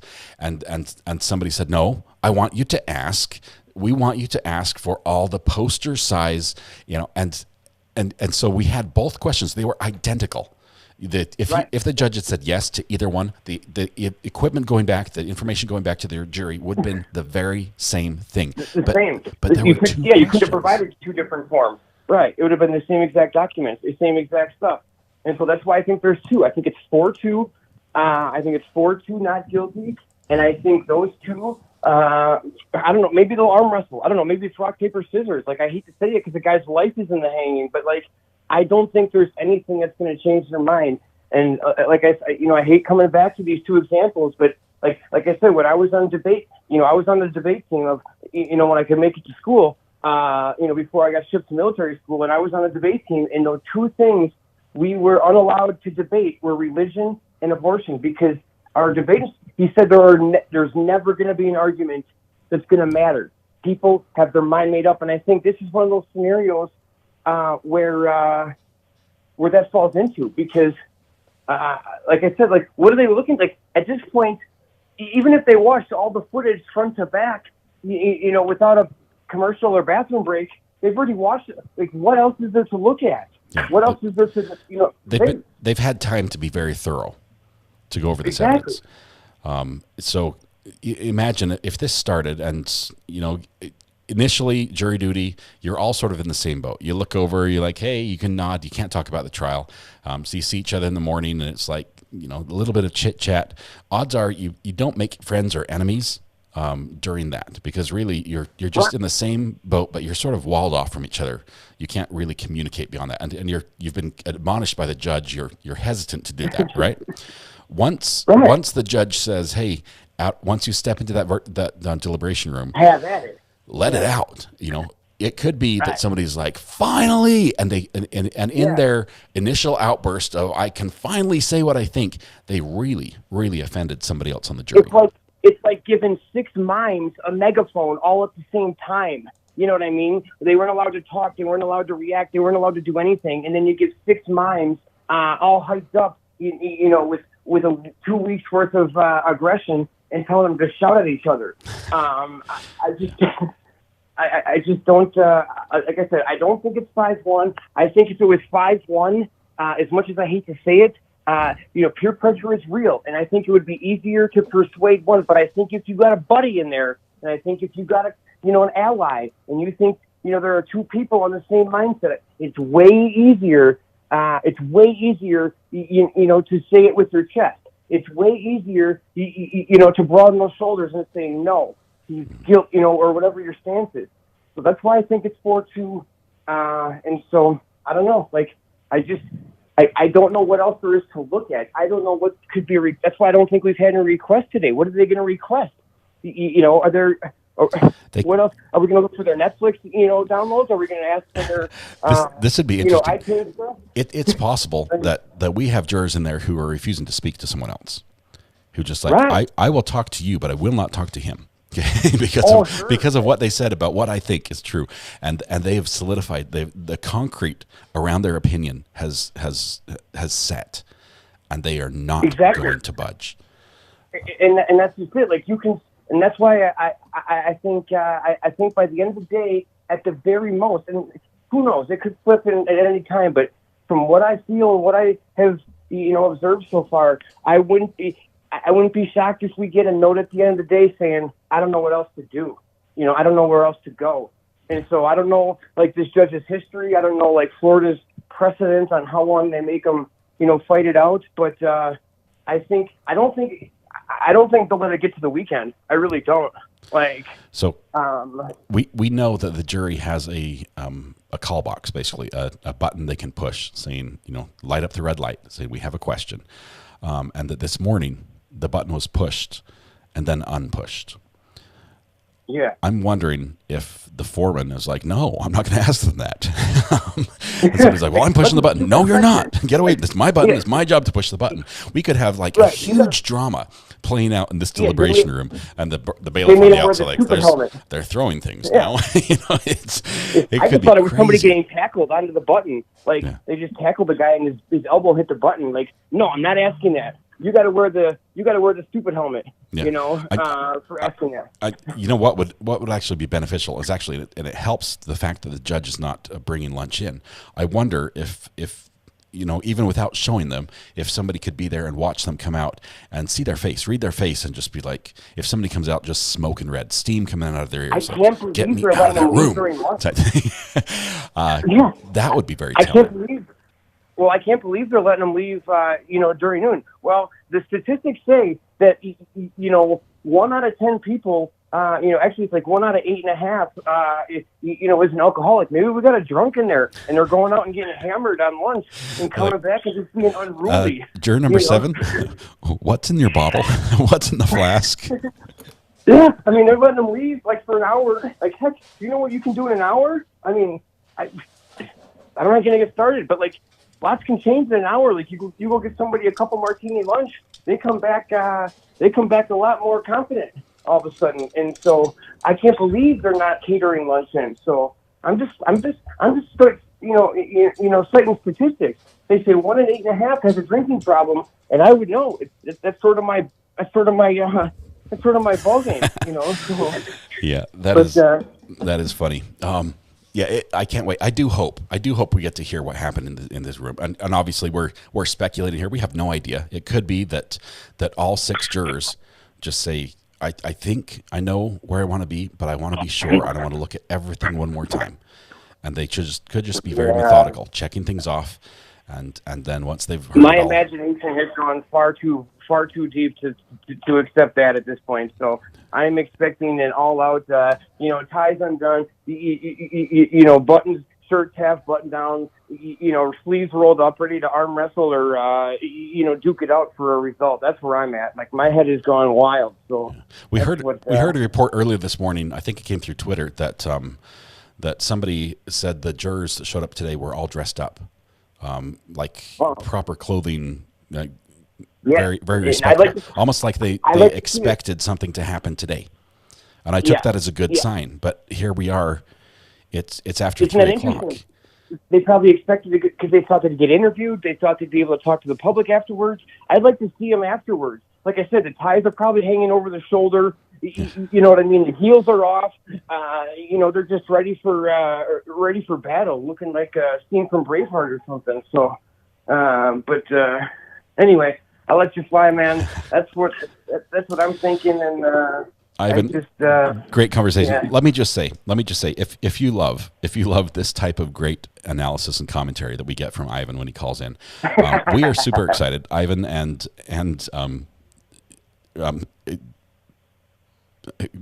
Watson. Why can't I think of your partner? He isn't part of. Watson isn't his first name. He's not with Sherlock Holmes, you know. I'm having a brain cramp. I ate too much ice cream over lunch. Watson. Ricky Watson. I got the Watson part, but anyway, Ricky Watson and Ivan have a upcoming podcast where they bring their perspective into discussions about true crime, things like this. Obviously, Ricky Watson has a law enforcement background. Ivan's law enforcement background was different because he was around law enforcement a lot, but not so much a law enforcement officer. You have more. I'm a 20-year veteran of the drug war. Yes. Yes. So a little bit of time on the rap sheet and some experience there, just invaluable experience. Obviously, I tell you, I love Ivan. He is incredible. We have a lot of talks offline as well. Looking forward to that. Can't wait to hear that podcast. Hope it does well for you guys. But thank you very much for the call in. Yes, sir. And just to answer Matthew's question, it's going to be called Old Cop Ex-Con. And look right around the 4th of July. I'm still tinkering with the software. I don't have a lot of free time. Believe it or not, even when I am in the shadow all day, I'm usually on calls and doing paper. But yeah, so we're looking at the forest somewhere around there. But yeah. Yep. He's the guy, man. Yep. So have a good day, man. Love Awesome. you guys. Thanks, Ivan. Love you. See you, man. Bye. Goodbye. All right, that was fun. I know we got a little bit Old Cop and Ex-Con. That's what it's going to be, the podcast. And it's very descriptive. That's exactly what you get on there. So you'll have two perspectives, and the fact that the two of them can get together with those two backgrounds and share share time and share swap stories. That could be really fun. Let's see, what you see is what you get for sure on that one. That's yeah. Let's see. If found guilty, what will happen with juror number 3? Okay. If found guilty, what will happen with juror number 3? Help with appeal? No, because she didn't deliberate. If she had deliberated, and this came out after the fact, when the jury comes out and they're all done, and the juror in her interviews with the press afterwards is like, yeah, during the trial I was talking to the victim advocate. That's like alarm bells. That's like, whoa, send up the red flag right now. Call the judge. We have a problem. But where the juror did not deliberate, there's no harm done. Assuming that we don't, burn our way through the other alternates, there's really no harm done. So there's not really any grounds for an appeal because of that, unless there's more to the story. Unless she's talked to all the other jurors that are deliberating or something like that. It's crazy how OJ's trial was almost a year, and they deliberated for 4 hours. It's barely a month for this trial, and probably 14 hours of no verdict today. We're already pushing 13. So it's crazy. Please tell me why only 6 jurors instead of 12. 6 jurors instead of 12. In Florida, for lesser crimes, you have a jury of 6. For more severe crimes, like murder, capital murder, you would have a jury of 12. And that's state law that controls that. Even though a lot of states have similar laws and you find juries of 12, a lot of different places, that's how Florida does it. There needs to be punishment for a perjury. Eddie, I'm surprised there's no repercussions. That if she just gets her participation trophy at the end of this and a plaque that says I served on the jury and I get free parking and 2 years of no jury service, just like everybody else, I think that's wrong. I think that is that's an oversight by the judge that should be addressed.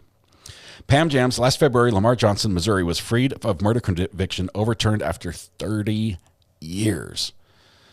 30 years.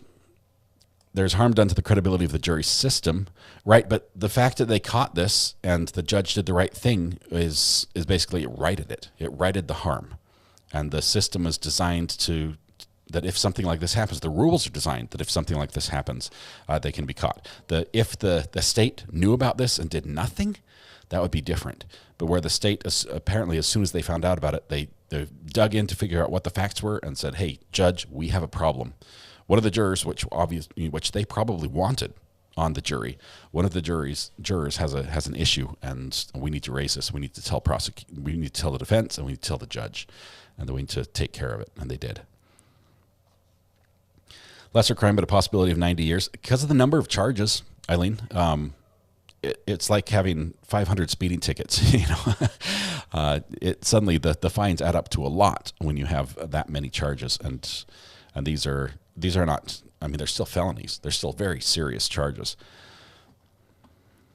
Judge could be waiting till after deliberations. I hope he does. I mean, not that I hope he does. I wish he would have done it in the moment, but I hope that he doesn't just let it slide, because that sets precedent, which is not good. Let's see. It's a serious crime. It's a serious crime. It's a lesser crime as far as the seriousness of crimes go. For instance, the maximum penalty for the charges he's facing do not include the death penalty, which is an option in many states. So this would be a lesser crime than something that included the death penalty. It's a lesser crime than something that includes a penalty of mandatory life in prison without parole. It's a lesser crime than something that includes just a possible life parole sentence as a maximum penalty. So it's lesser that way. It's still very serious. It's still a felony, but Florida treats it as a lesser crime that has just the 6 jurors. Okay. Y'all need to make some noise. I'm falling asleep. Sorry about that. We're having some fun here. Please watch the Border Patrol murders. He killed his mistress and baby to not have to tell his wife and pay child support. Shanzi, I hear you on that one. I've got to take a break in trials that involve children. They are difficult as a parent. They're difficult for our community. They're not easy trials to sit through, and I realize there's nothing inherently about that trial that would say no, other than that there's a child involved. And we just try to take a break so we're not constantly doing trials that involve children as victims.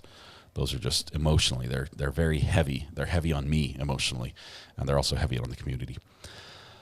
They could have requested direct verdict before the jury went back to deliberate. They sort of did.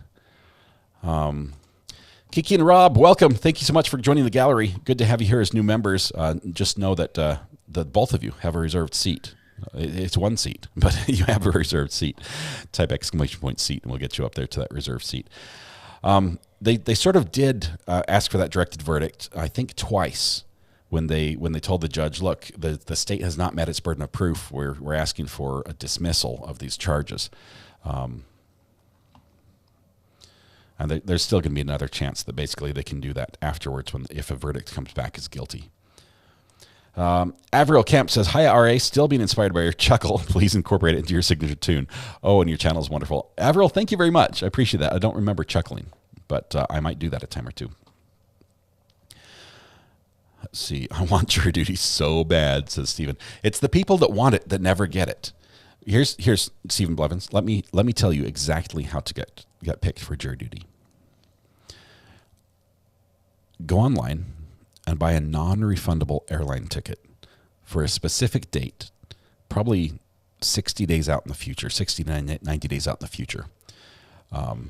Fly to the other side of the country, and from that area, book a non-refundable rental car from that airport to a port where you get on your non-refundable cruise ship on a 20-day cruise of it doesn't matter where, because you're not going to go. Because if you do all those things, trust me, you will get a letter in the mail from the judge, from the courthouse, saying, guess what?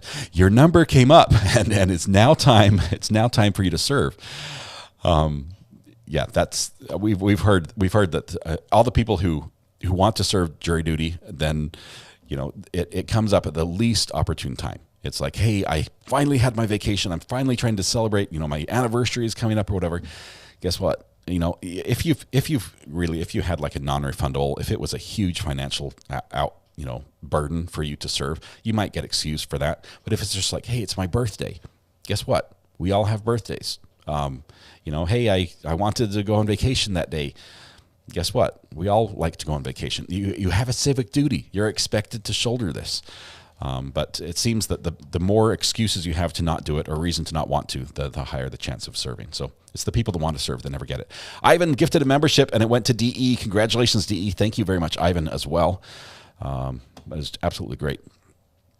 Sherry says, my kid is in college now. I can do jury duty now. Have not been summoned in at least a decade. That's how it goes. That's how it goes. And I think there's I don't think I'm there yet, but I believe there's an age limit where they say after a certain age, you can't serve, which I don't think is fair, because honestly, after a certain age, you have a great deal of wisdom. You have a great deal of life experience. And honestly, and I'm thinking of my grandparents here when I think of this, there's a point where you just don't care anymore what other people think, right? You're not trying to impress anyone anymore. You're not trying to, to be the cool kid or fit in with the crowd. You have an opinion, and, gosh darn, I'm going to share it. and I think that would be useful on a jury, where somebody says, let me tell you how I feel. I've listened to this, and this is how I feel about this. That would be useful. So I forget what the age is. Not difficult to charge a juror with perjury. It's no more difficult than charging any other witness. From listening to jury selection, I know exactly how to get out of it. Guilty. Yes, but you cannot lie. If you watch Matthew Harris's video, Mrs. R.A. has brought a chair in. She said shush, but she's brought a chair in. Now we just need a microphone. No microphone, okay. Oh, she's escaping the kids who are being loud right now. Yes, you can't lie to get out of jury service, because then you're committing perjury. You have to tell the truth. We are still waiting. Coming up on 13 hours and 20 minutes of deliberation time over 3 days. Hey, Scott. Yeah. How long has it been since they asked for those videos? How many deliberation? How long since they asked for the videos? The videos were last night. It was they had a little over an hour of deliberation time left when they asked for the videos. The videos are an hour long each. I think there were 6 videos. They could have watched, I think, up to 4 of them simultaneously if they figured out the video correctly, the software correctly. So worst case scenario, 6 hours. Best case, 2 hours to watch all those videos, assuming they didn't have to replay and pause and rewind and everything else. That's 3 p.m. That would put it at 3 p.m. It's 3 p.m. now, if they watched all 6. So maybe Mrs. R.A. says they might have just barely finished the videos that they got the password to. In my opinion, this is insane, says Mia. So you're saying me not taking vacations is the reason why I have never been picked. Dang it. Bug Dugger, I think that's it. You just need to schedule more vacations. And I don't know, but make sure you check your mail as well. You guys want to hear something funny? I live in Koreatown, LA, and I literally just saw my property manager see me run out the back door and hop a fence to avoid me. Content Angel, have you requested a repair that they don't want to do? Usually the property manager's like, hey, give me your rent. But he ran and hopped a fence. You must be a scary Content Angel.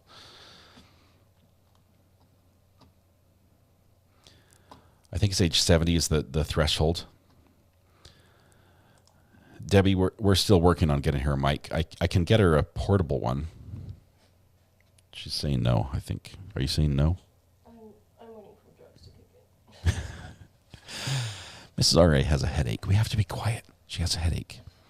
She's taken some medication just to ease the headache a little bit. Here, try some of this. Milk always helps with a headache. Oh, Stephen Oglesby, welcome to the gallery. Thank you so much. Good to have you here on this ride as we wait for the verdict day, or the verdict to come in. Hopefully it's verdict day. Tobel says they're probably filling out the 1,000 pages of verdict. Or imagine that somebody dropped them, like they had the pad of paper and they just like, and they're starting to sort the pages. And it's like, I've got page 6 of charge 7. Who has page 7 of 6? Yeah, they're just eventually they'll be like, can you just reprint our packet for us because we messed it up. Jurors, we have seen that. We have seen jurors that struggled with the paperwork. I believe even was it even Darrell Brooks' trial? that the jurors had made a mistake in filling out the paperwork and had to fill out more or complete a sheet or something like that. It happens. I mean, this is the first time a lot of them are filling out paperwork like that. Not good for the defense. The last thing they're viewing is the carnage, says Judy. Possible. Yeah, I agree. It could be not good for the defense. Do you think they're lining up the shootings to what a reasonable time he could? Quirky, if that's the case, if you're doing this math and you're saying 1 second, basically right as he arrived at the building, he heard the gunshots that killed Aaron Feist. 1 second later, he gets on the radio and says, I heard sounds, I think shots fired. Yeah, shots fired, 1200 building.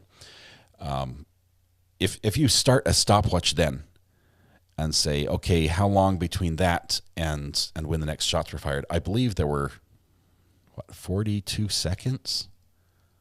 I think it's about 42 seconds between then and the next shot that was fired, which is enough time to go in. But if there's no sounds going in, it's, and he can't tell where the sound was coming from, that's a time to freeze. So you wouldn't have him going in until after the 42 seconds are over, because now he's got another stimulus where he's like, okay, now I can get a bearing on where these sounds could be, and I could start responding. So you'd have to start with after the 42 seconds, which cuts him down to, let's see, it had 4 minutes and 26 seconds of time that he's being held accountable for, and take the 42 off that. Higher math. That's less than 4 minutes and 26 seconds. That's all I can do right now. Sorry, but yeah, what you end up with, Quirky, is you would possibly end up with partial guilties and not guilties. And so you have some students, the charges for some students who died, that is not guilty, and some charges for other students that is a guilty. And that is such a hard line to draw, to say, okay, he could have been here for that, but not this one. I really feel that if they're going to come back with a guilty, it's going to be across the board. It will be a clean sweep, and say, we're not going to say which one. We're not going to say that he could have been there for 4, 5, 6, and 7, but he couldn't have been there for 1, 2, and 3, and 4. I don't think they'll do that. That's a very difficult line to draw, especially with so many unknowns. Wish I knew the secret to jury duty. I've gotten summons the last 2 years in a row for federal and county jury duty. I've never received a summons either. A drunk property manager trying to hop over a fence. O-Town Chill, good to have you here. How's Ogden doing? Let's see. Almost like sorting 60,000 beads. Who let the cat into the deliberations? Yeah, Sherry, I'm sorry. You've got, who was it that was counting the beads? Sherry, I don't think it was you. It was the person who was making the items for the Taylor Swift concert. Yeah, sorting beads is not fun. I at that point, I have a hard time even seeing them. Rosie says, recovery addict, that's why the jurors should be able to listen to channels like this one. We're fortunate to have you explain things. They may not even think that point. I'm throwing stuff at the wall, honestly. We have no idea what's going on in that deliberation room. It could be that the group in there that's deliberating is like taking 6 of your closest friends from this channel. And these people will probably hang out together. They'll probably go to each other's family reunions later. They're friends already, and they're just loving it. And just, they love true crime, and they're just eating up all the evidence. And then they're going to vote their conscience and move on. They could be the most cordial people ever. And we could have, nearly call the bailiff. We need to separate jurors 7 and 6. Hunger Games going on in there. How many charges? 7 charges for juveniles of neglect, for the deaths there. 3 charges for adults. One of those was an 18-year-old student. 2 of them were teachers, and 1 charge for perjury. So we have 11 total charges. Are we thinking we're going to have a verdict today? Ashley, I think we need to change your question to say this week. Are we thinking we're going to get a verdict this week? When I heard that the jurors were wearing, fancy clothes today, that they hadn't been wearing the rest of court, I thought this will be the day. They're dressed up. They're dressed up on a Wednesday. They're thinking they're going to be present themselves in front of the media, and they want to be looking good. And then nothing. We've had no questions. We've had nothing. That being said, we're seeing some shaking in the courtroom, some little bit of vibrations on the camera. So people are walking around. There might be something happening. It was the Depp Heard case that the jury was sent out again when they filled out the paperwork wrong. I'm surprised the judge hasn't brought in the jury to ask for an update on how close they are to reaching the verdict. Little Miss, we have seen that before, but I think it's not common. I think most judges, they rule through the trial, right? This is their arena at that moment. They are the judge, jury, and executioner for everything that happens in the courtroom, as far as what gets allowed, who gets to talk, and when, and how long. That is their area. That's their arena. As soon as it goes to deliberation, the judges realize that they are out of the picture almost completely. That they are a sideshow. That they should not interject themselves. They even go through the deliberation or through the jury instructions and say, you should not, take from anything I might have said during court that I lean one way or another. And if you think I do lean one way or another, that should not be a consideration at all in your deliberations. What I think, what I want, or how I may rule, or how it may seem to you that I'm ruling, should not play in at all. And the judge then says, it's on you. You elect your own foreman. You do everything there, and when you need me, you tell me, and then I'll respond. So for the judge to wander down the hall and knock on the door and say, hey, I'm just checking on you. You guys going to do anything today? How long are you going to take? That puts an expectation on him that I don't think is fair or right. Kiki and Rob became members and gifted a membership today. Thank you so much. I appreciate that. Wonderful to have you here. Thank you so much. Johnny Bow says, can you explain how he got the same amount of years of time as Cruz when he's not charged for murder or anyone? Johnny, yes. Here's what we have. The charge that the shooter was charged with had a maximum of death. The death penalty was on the table. And basically on the minimum or the lower side was life in prison. And so the shooter got the lower end of his sentence, and there's a possibility that if Scot Peterson's found guilty, he could, of the maximum charges, we're not talking lesser included, but if he's found guilty as charged on all counts, and he gets the maximum penalty on all of them, that it would be 96, 97 years, which in effect is life. As for what is he, 59, 60 years old. So he would basically get the same sentence that way. It isn't the same sentence. Life without possibility of parole is not the same as, 10 6-year sentences or 10 9-year sentences or something like that. But that's how it breaks down. It's the penalties that have been assigned by the legislature for the different crimes, the minimum mandatories or whatever they are. The math just adds up. That's a possibility. And it does seem wrong. It seems wrong to most of us, even the people that feel that he's guilty. A lot of the people that feel that he's guilty say he definitely should not get his pension. He should do some time.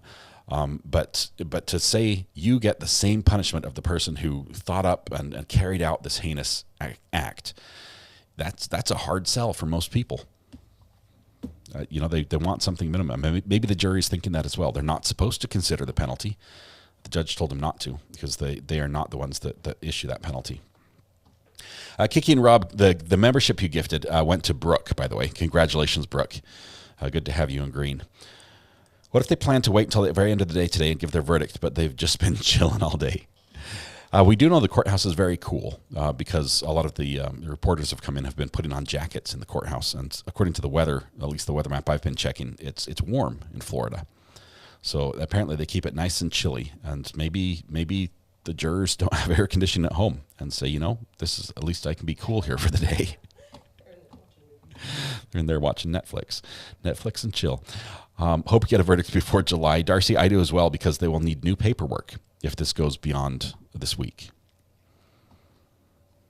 And that could be an issue because he might have to reread it again.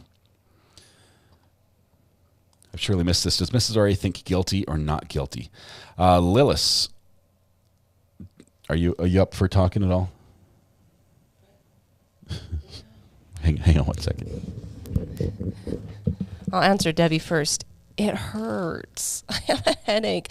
This is actually, I'm a little concerned because this was the first symptom that my kids exhibited, and I'm also very cold. I'm thinking, oh no, I don't want to get sick. But the worst part of that is that my kids who were so very sick before are fine now. And so they're running around the house bouncing off the walls, and I'm feeling like they used to feel. Okay, so what was it? Do I think he's guilty or not guilty? I think he is not guilty. I don't think that there's enough evidence there to prove that he has done anything worthy of any punishment. I just don't see anything anywhere. And I also have ideas on whether or not this whole court case ought to be in existence anyway, but just specifically him, I don't see it. They did not prove their case. I come back not guilty. There we go. Oh, I just knocked over my network storage.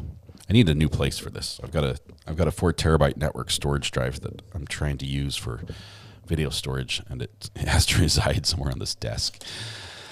Everyone says, I hope you feel better. You need some sleep. Judy, not sure what they had. It was a fever. They were not throwing up.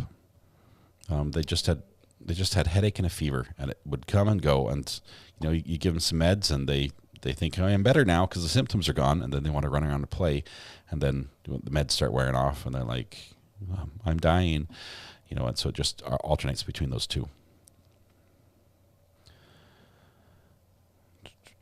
Lots of love for Mrs. R.A. She is awesome. Twelble, I saw that. Richard Allen got charged in the Delphi case with 2 counts of murder. In summary, he faces 7 felony child neglect charges and 3 misdemeanor charges, plus the perjury charge. Yes, and he has to be convicted of a felony charge for him to lose his pension. Otherwise, if he's just convicted, honestly, if he's convicted of only misdemeanor charges, he could serve time in jail while receiving his pension. That could be a thing, and it's like $104,000 a year or something is what that's at. Not allergies. It seems to be a little bit more than allergies. I'm sharing the mic. I'm next in line for the sickness. Oh man. Let's see. I shared the ice cream as well earlier today. Can we send her to get a massage?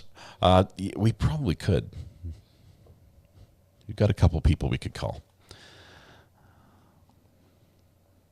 Let's see. Have you and Mrs. R.A. ever disagreed on what a case verdict should be? Yes. Yes, we have.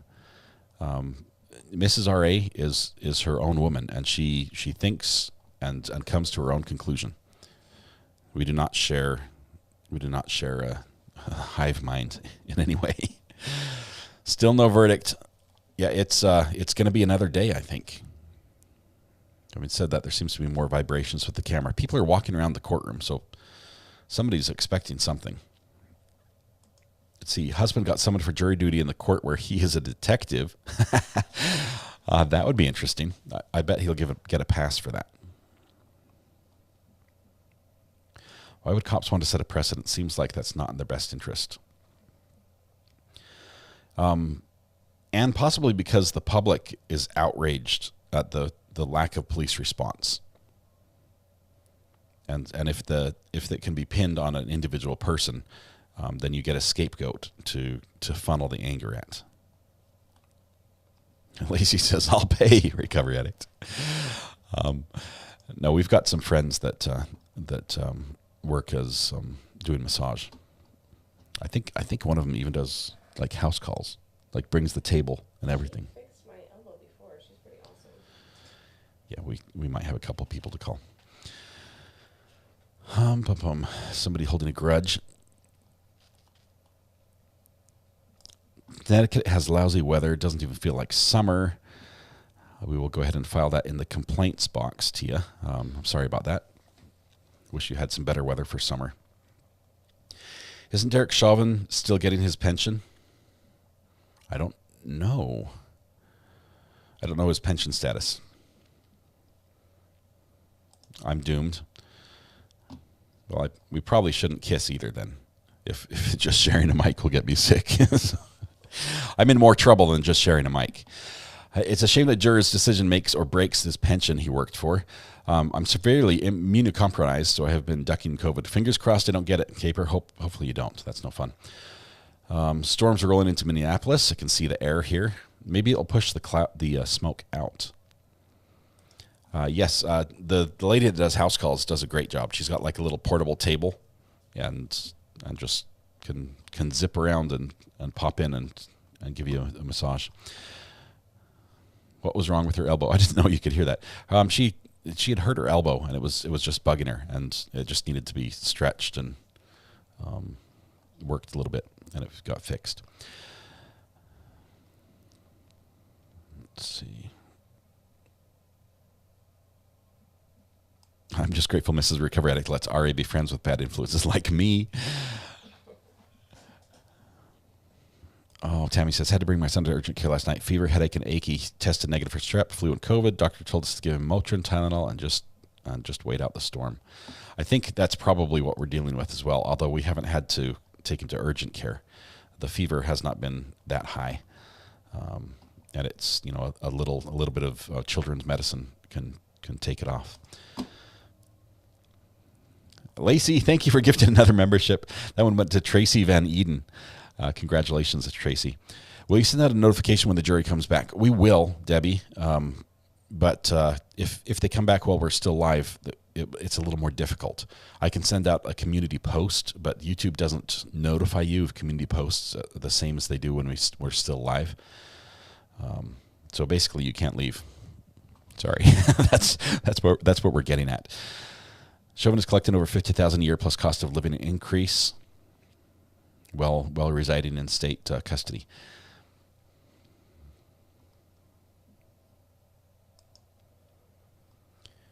Meebo, I've got to think as well. If they are really hung now, realize if they are still going over information. Let's say that they did not follow Mark's advice, saying this is a 5-minute verdict, because I think they didn't at this point. That's a safe bet. Let's say they followed more with the state's the rebuttal comments, where they said, "Hey, this isn't a long thing. This isn't a quick thing. First of all, these instructions are huge, and you have to read those, and those are going to take time." Let's say they read everything again, everything the judge gave them. They're reading all the papers, and they want to review all the evidence. That is a ton. I mean, they don't have transcripts of everything, do they? The transcript's not ready. I don't think they have a transcript back there. They have to recall in the recollection of what the testimony was. Sent you a pic. Thank you, Ricky. Appreciate that. The burner phone is full of pictures right now. Let's see.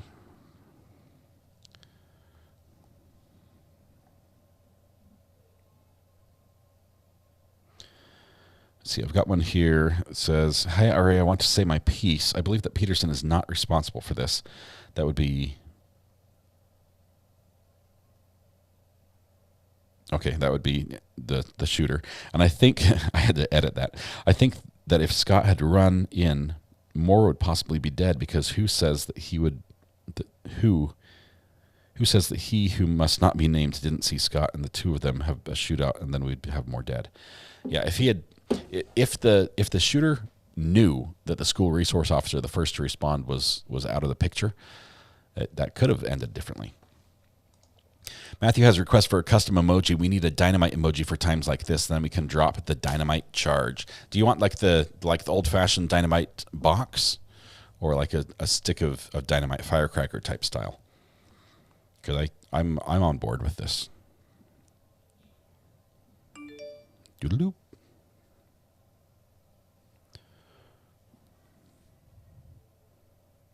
Let's see, create a design.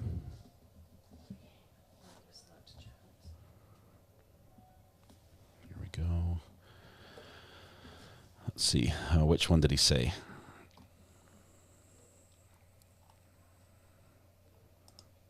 We have a box. You want the box? You want the boom? You want the boom, like the exploding dynamite? I realize that we have the little explosion. That's the YouTube standard one. We can have a custom emoji as well. Are we getting any sound bites from this trial? We could possibly. The good ones we've wanted so far have not been clean, which we need like nothing else happening. You need silence in the background and just one voice, and preferably clear. I mean, I can work some magic on it, but I can't make something happen that isn't there. Ricky, congratulations on becoming a grandparent. Oh my goodness. That is just awesome. Cute little one.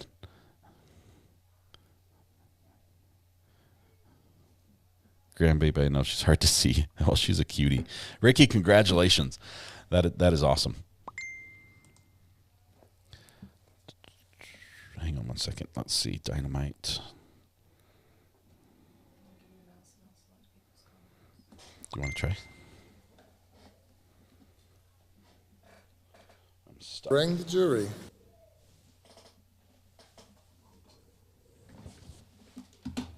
Okay, there we go. Here, I can give you the mouse now. Oh, no, I'm still stuck. There we go. Okay, I've given the mouse to Mrs. R.A., so whatever happens on screen, it's her fault.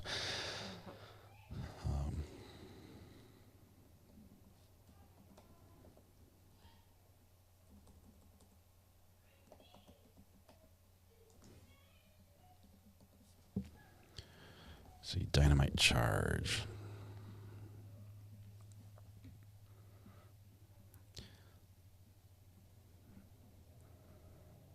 Let me see if this is a good one or not.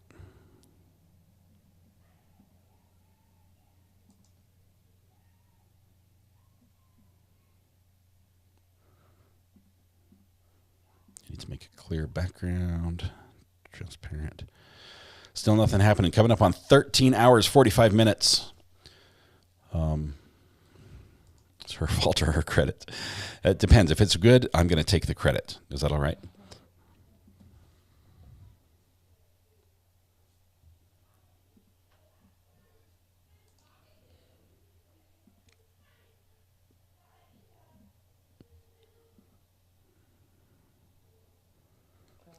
Hold tight.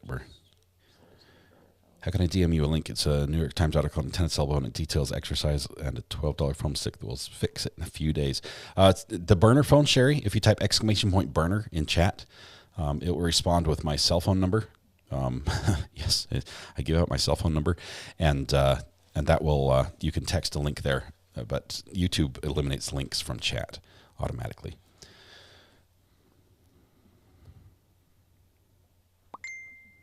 Let's see. Membership, perks, emoji.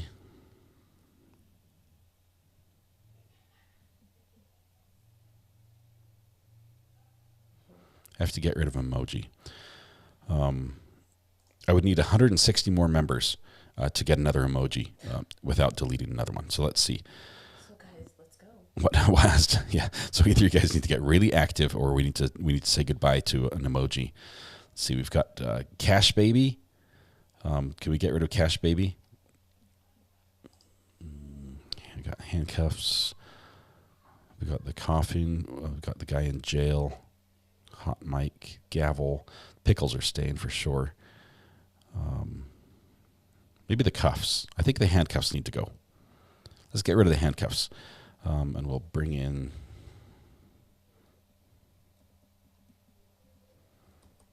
How do you spell dynamite?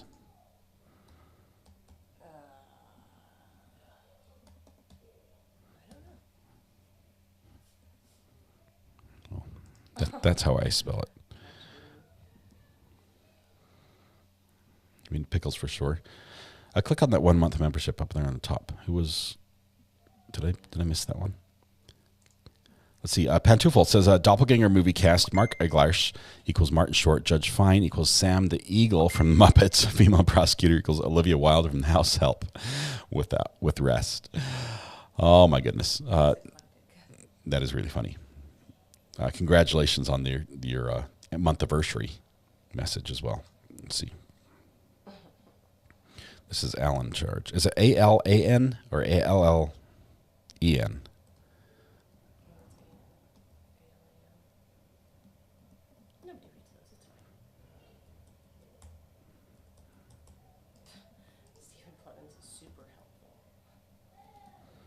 We'll call it deadlock. How about that?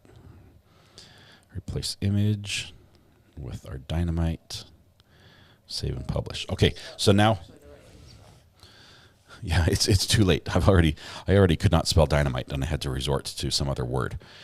I was thinking dinosaur, which was wrong. It's Allen Charge, ALLEN. I can't use a space, and I only have 8 characters. If you refresh the screen,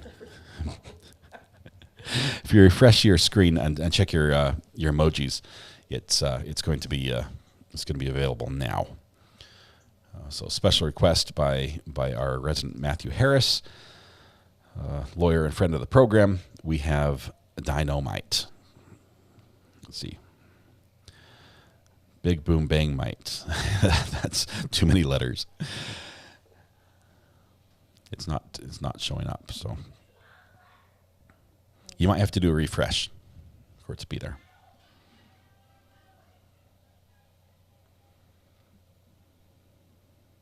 Nobody's seen it. Did I do something wrong? We've got the lozenge cannon, the cough cannon, hung jury. There it is. Lacey, first one to find it. Nathan, right behind her. Oh, no, was that the one I did? It doesn't look as good as the one I did. Is this a pass? Did I do, is that a pass or a fail? Is that correct? That's correct. Yeah, I guess that's the one I did. It doesn't look as good with a black background, and I did do transparent backgrounds. Let me see if I can find a better image. Oops.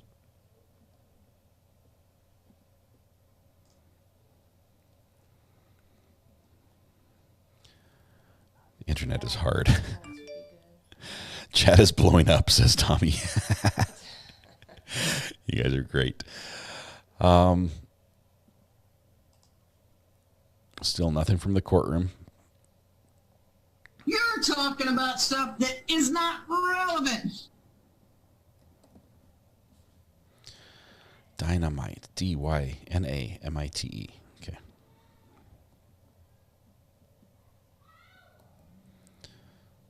Let's see all. This moves really fast.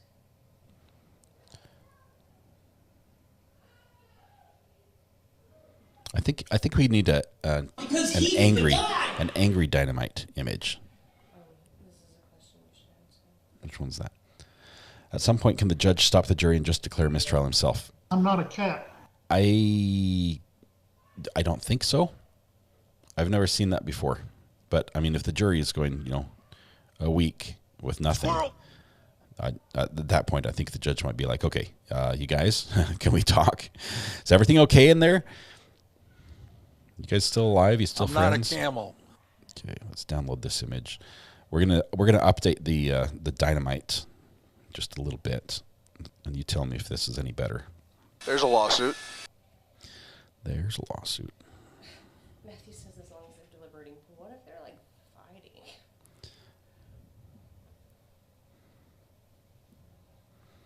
I think they're not even speaking to each other. They're all sitting in their own corners, folding their arms. Is Let that correct? no dead horse go unbeaten. Okay. New emoji. You'll have to save and or save and refresh and see if the new Dynamite is any better. This one has a face. It's a little harder to see, but just take my word for it when I tell you he's angry. He's a very angry Dynamite. WWE is happening in the jury room. They're just sitting there looking at each other saying, I still don't know how to choose a foreman. Hello, Kurt. Welcome. We are still here. What more do you need to see? It's still Groundhog Day. Oh, Kurt, you did a ChatGPT video? I need to check that. out. I like playing with ChatGPT to see just what it can do. It's really good. Okay, so this looks more like a lobster on fire. It's an angry stick of dynamite. That's our Allen charge emoji. It does sort of look like he has ears or claws, though. It looks better in high resolution. You're talking about stuff that is not relevant. Kurt says, I suppose if they deliberate long enough, the court might interject and wonder if the jury's making progress, but that won't happen for at least a week. Why has he got boxing gloves on? Those are fists. He's just an angry stick of dynamite. That's an Allen charge. That's what an Allen charge looks like in real life. If you ever meet one.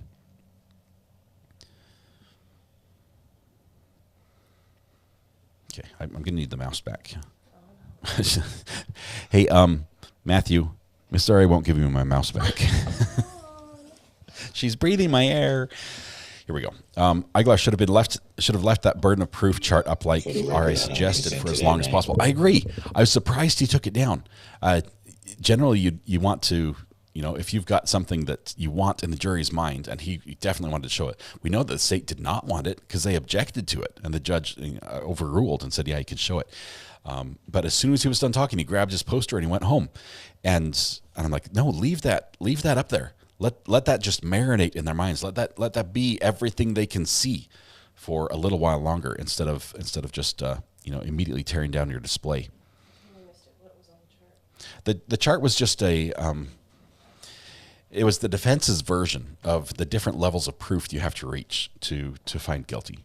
So it spelled out all the different levels of proof and what was and what wasn't sufficient for a guilty charge. Is that correct? Longest deliberations. I would hate to have been the judge. I would hate to be anyone associated with that trial. I was kicked back, taking it easy. Whatever the longest one was. I think I've heard that it's a long time, like 18 days or maybe more. I guess we could ask ChatGPT and see if it would tell us. Lillis, the farther we go here, the judge yesterday said that he's going to follow a schedule, this preset schedule with the trial. Yesterday we ended at 5 p.m. And right now we are 30 seconds away from 4 p.m. So the odds of it coming in tonight are not very high, assuming that we get to like a 30-second window. But maybe if any time in the next hour they get the word back that they're done, maybe the judge says, hey, guys, stick around. It's going to be quick. We're going to do a little overtime, half an hour, and we'll be out of here. You're fresh, but you still have the old unstable dynamite. The bomb looks an angry inflatable guy in the car dealership uses. It's one of those little flappy inflatable dudes.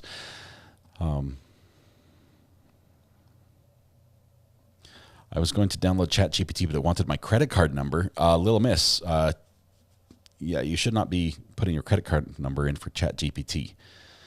Then you're going to lose your money. 4.5 months long beach trial. Beach trial? 4.5 months civil trial in California. Oh, they must have paid really good or had great food.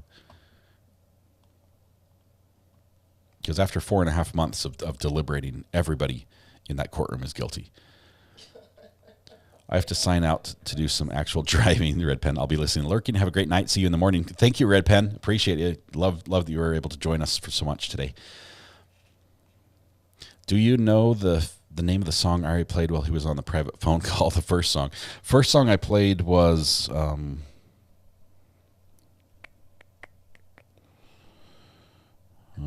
it's called Freedom Trail. This one here. We used. Is this the one you're talking about? We used this song for the stolen school bus chase. Every time the bus went off-road through the farm fields, we played this song. It was called Freedom Trail. I find it, as a YouTube partner, I can find it in the YouTube audio library. But if you use Shazam on it, or basically just ask your phone, what song is this? It'll probably point you to a song on YouTube that's under a different name. So I'll be quiet and let you just Shazam it. Ready?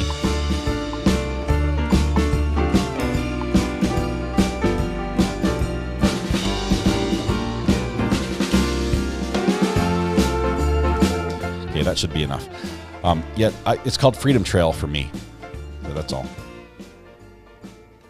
Big yellow school bus, everyone hop on. Oops, still going. It's a good song. Were you able to look at the dually chase video I sent you to see if you can show it here? Lil Miss, I have not found a clean version of the dually chase. I love that because I think the cop car sort of got hung up on the back of the dually trying to do a pit maneuver. It was really good, and the cop, I believe, in that one gets spiked as well, and he's got the mouth of a sailor. He is not very happy about the officer who spiked his tires. We'll still keep a look on that one. That's a fairly recent trial. I'm trying to put papers somewhere, and Mrs. R.A. is not offering to take them for me, so I have to drop them on the floor. Is that correct? It's a fairly recent police chase, so we'll see if there's another video that comes out that's clean. I just can't show someone else's reactions to it and everything. If you still have questions, that's it. It's over. It's not guilty on every single count, says Jose Baeza.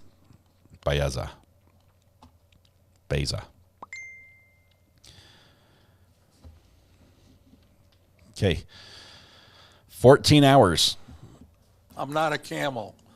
14 hours. I'm not a camel. Longest one took place in 2003, lasted for 55 days. The jurors in Oakland, California were asked to determine the fate of 3 police officers accused of assaulting and falsely arresting Rezi. I think the 200 characters. What more do you need to see? I have nothing but questions. Kurt, what questions can I answer for you? The answers I have may not satisfy you, but that is not relevant. I'll make an attempt.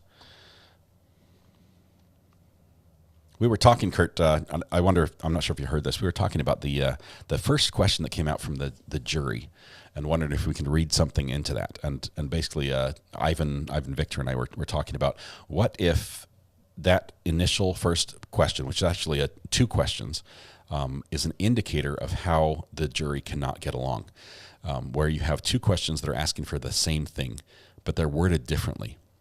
But instead of just sending one question and saying, oh, let's word it this way, they sent both questions because the juror said, no, I want it worded my way, and the other one said, no, I'd like it worded this way. Maybe in the get-go, we already have people who just cannot work together, cannot agree to accept something the other person has said.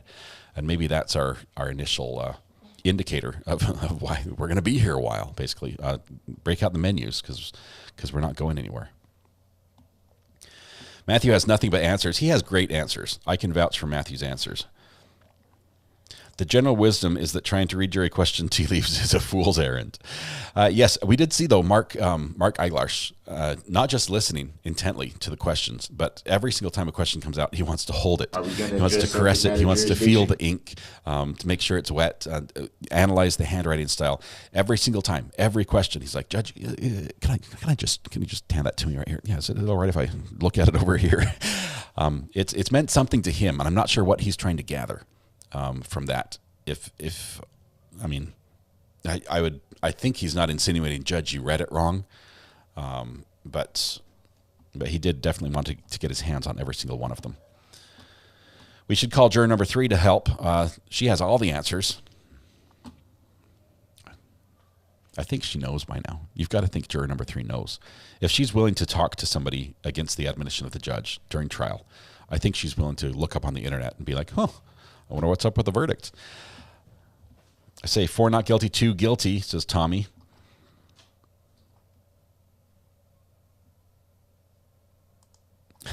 Matthew Harris says, I once got a jury question of, can we award more in attorney's fees than was requested? The other side wanted to negotiate right then and there. If he's doing voodoo in the corner, that would explain a lot. I don't know what he's doing, but yeah, it's been interesting. You think Mark is probably kicking himself right now because we know that he told the jury this is a 5-minute verdict.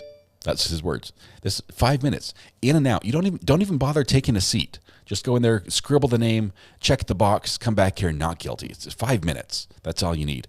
And it's, by my count, it's been more than 5 minutes.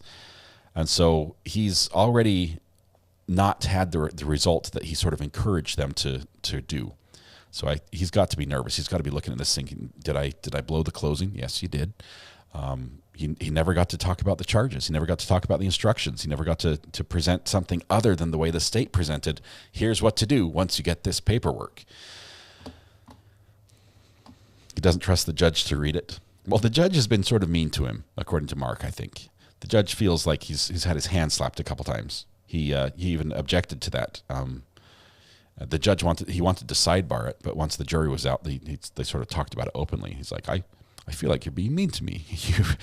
You've chastised me in front of the jury and everything, and I'm just trying to ask questions or make statements without question marks on the end. Judges sticking to the 5 p.m. schedule. I think that helps all the workers at the courthouse. When this trial started, I'm sure RA said we might not watch it all the way to the end. Well, here we are. Well, Gordon, when this trial started, they slated this for all the way into August, like on the judge's calendar. And we may still go there. We may still be in deliberation at the end of, we might take a break for Sarah Boone and then come back to watch some more Verdict Watch. But they had slated this for just so long. And I'm sorry, but it's got to be a pretty good trial to follow for more than a month. And this trial is not one I think we could have watched for more than a month. Let's see. Please play the sad song with the closing remarks. So we agree, play some closing remarks. Which one's closing remarks? Are you wanting Mark's or rebuttal? Not as much as he blew the opening. Right. Well, his opening was his close. He definitely ran into some. I don't know. Actually, on his opening, he got to say a lot of things that he shouldn't have been able to say, and they got to be heard. And if that was his goal, then he might be counting that as a win. But yeah, there's just the number. There were so many objections during his opening statements. That's when we thought, hey, we need to start counting these in this trial. It's because it's so absurd how many objections there are. Not that it's wrong for the objections, but because he's making so many objectionable mistakes. Have you noticed how Mark smiles at the jurors every time they come in? He wants to be their friend, or he wants them to like him and, by extension, his client. Or if they don't like him, please just don't like me and don't put that burden on my client. It's not him, it's me. It's probably one guy wanting to watch every inch of video available. Being denied a sidebar wasn't a good look for the judge. A couple times, I think 3 times during this trial that I can remember. 3 times Mark asked for a sidebar and was told no. And one of them, he was told no, we're just going to do it here in public with everyone in the court being able to hear. Not the jury. The jury was out of the room. Yeah. Lacey says, Mr. and Mrs. R.A., thank you for all you do. Mods, thank you for the support and in and out of chat. This is our family, and I'm thankful for you. Mr. Hugs. and Mrs. R.A.T.Y. for all you do. Mods TY for you support in and out of chat. This is our family, and I am so thankful for all of you. Hugs. Now I'm done, Sparkles. Now I'm done, Sparkles. Thank you very much, Lacey. Appreciate that. You've just been incredibly supportive of the channel. Thank you today. It's been great having you here, and you're making it better for everybody. Let's see. Maybe Jerry is doing Common Core math to figure out the 5 minutes. It's difficult. We know that they have a foreman, right? Because the foreman has to fill out the paperwork. I think they probably were able to do that quickly, but. See, Virginia Litta came over from the Melly trial to say hi and push the like button. Thank you. When you go back over, tell Brandy hi. We need to have her over here on the show sometime when she's available. I bet some parts of the videos are graphic. I wouldn't want or need to see that. We know that there are some that are very difficult to watch. These are security camera footage in the hallway of a shooting that happened in the hallway. Even the videos that have no audio with them are going to be very difficult to watch. Did they watch those during court? They did watch those in court. They didn't show them to the audience, but they did show them to the jury. Our camera's going to be loud in Sarah Boone, most likely because they have been so far. We've had all the hearings leading up to this, and I don't think there's any motions to exclude cameras from the courtroom. I don't think there's anything pending on that front. I could check again. We've got 3 years of filings on that case. But Florida is a sunshine state. They say, hey, look at what we're doing. That's why we have so much information. That's why we have all the Florida man stories and everything else, because it's very easy to get information out of Florida from officials. And so odds are, yes, it will definitely be covered. There's so much public interest as well. Even if it's only a 3.5-day trial, it's going to be covered. Maddie, they may be watching everything in slow motion.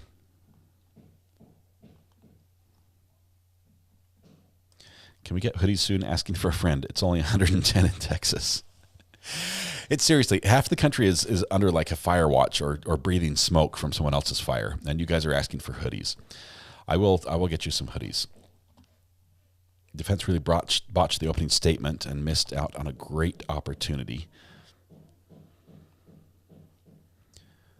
Kid that had to look away a couple times really sad. Stephen, I think for a lot of those kids, or several of them, they had never seen the full video of them getting shot, and that's what they were watching. And it's not just them getting shot, but they knew what was happening around them, the people that were getting shot and dying around them, and they're watching that. That was hard. And honestly, I can see the logic of why the state has to present that, because as part of the charge, they have to show that there was this, as part of the neglect charge, they have to show that there was an injury associated with it. So I see why it was there, but it seems like it was wrong. It's like, why are we charging this officer for the shooting, which he didn't do? That it seemed wrong to have that be the evidence against him. Cachet says, I'm not ready for Ari to sign off. Well, you've got less than an hour, because once the judge rings the dinner bell, I am out of here. I'm starving. I just had ice cream for lunch, and it was not as filling as I thought. Oh, I wasn't supposed to say that. Sorry. It was delicious. Matthew Harris, the ice cream I had, just for the record, it was Cookie Two-Step by Bluebell. It was delicious. Fantastic. We're under a heat advisory here. Real temp is 98. Heat index is 106. You guys are cooking. You're cooking. Yes, I say that because I listened to the podcast. I listened to re-listened to the podcast and heard you say, I think you said it was Texas Two-Step, so I'm not sure if it's the same brand, but it is basically the same thing with the two. You have chocolate chip cookie dough and cookies and cream mixed together. And so, it's so good, so good. And it's on sale right now at Walgreens, which is where I happen to go to get medicine for the kids. So I had to get the ice cream as well, because you have to buy ice cream when it's on sale. That's also a law. Probably you guys didn't know that, but it's a law. Hot as heck here in Houston, burning up, says Virginia Little. PSA Matthew's birthday is Friday. 2 more days, and Matthew's going to be 21 for the 20th year or something like that. I do call it the Texas Two-Step. Bluebell has apparently mislabeled it.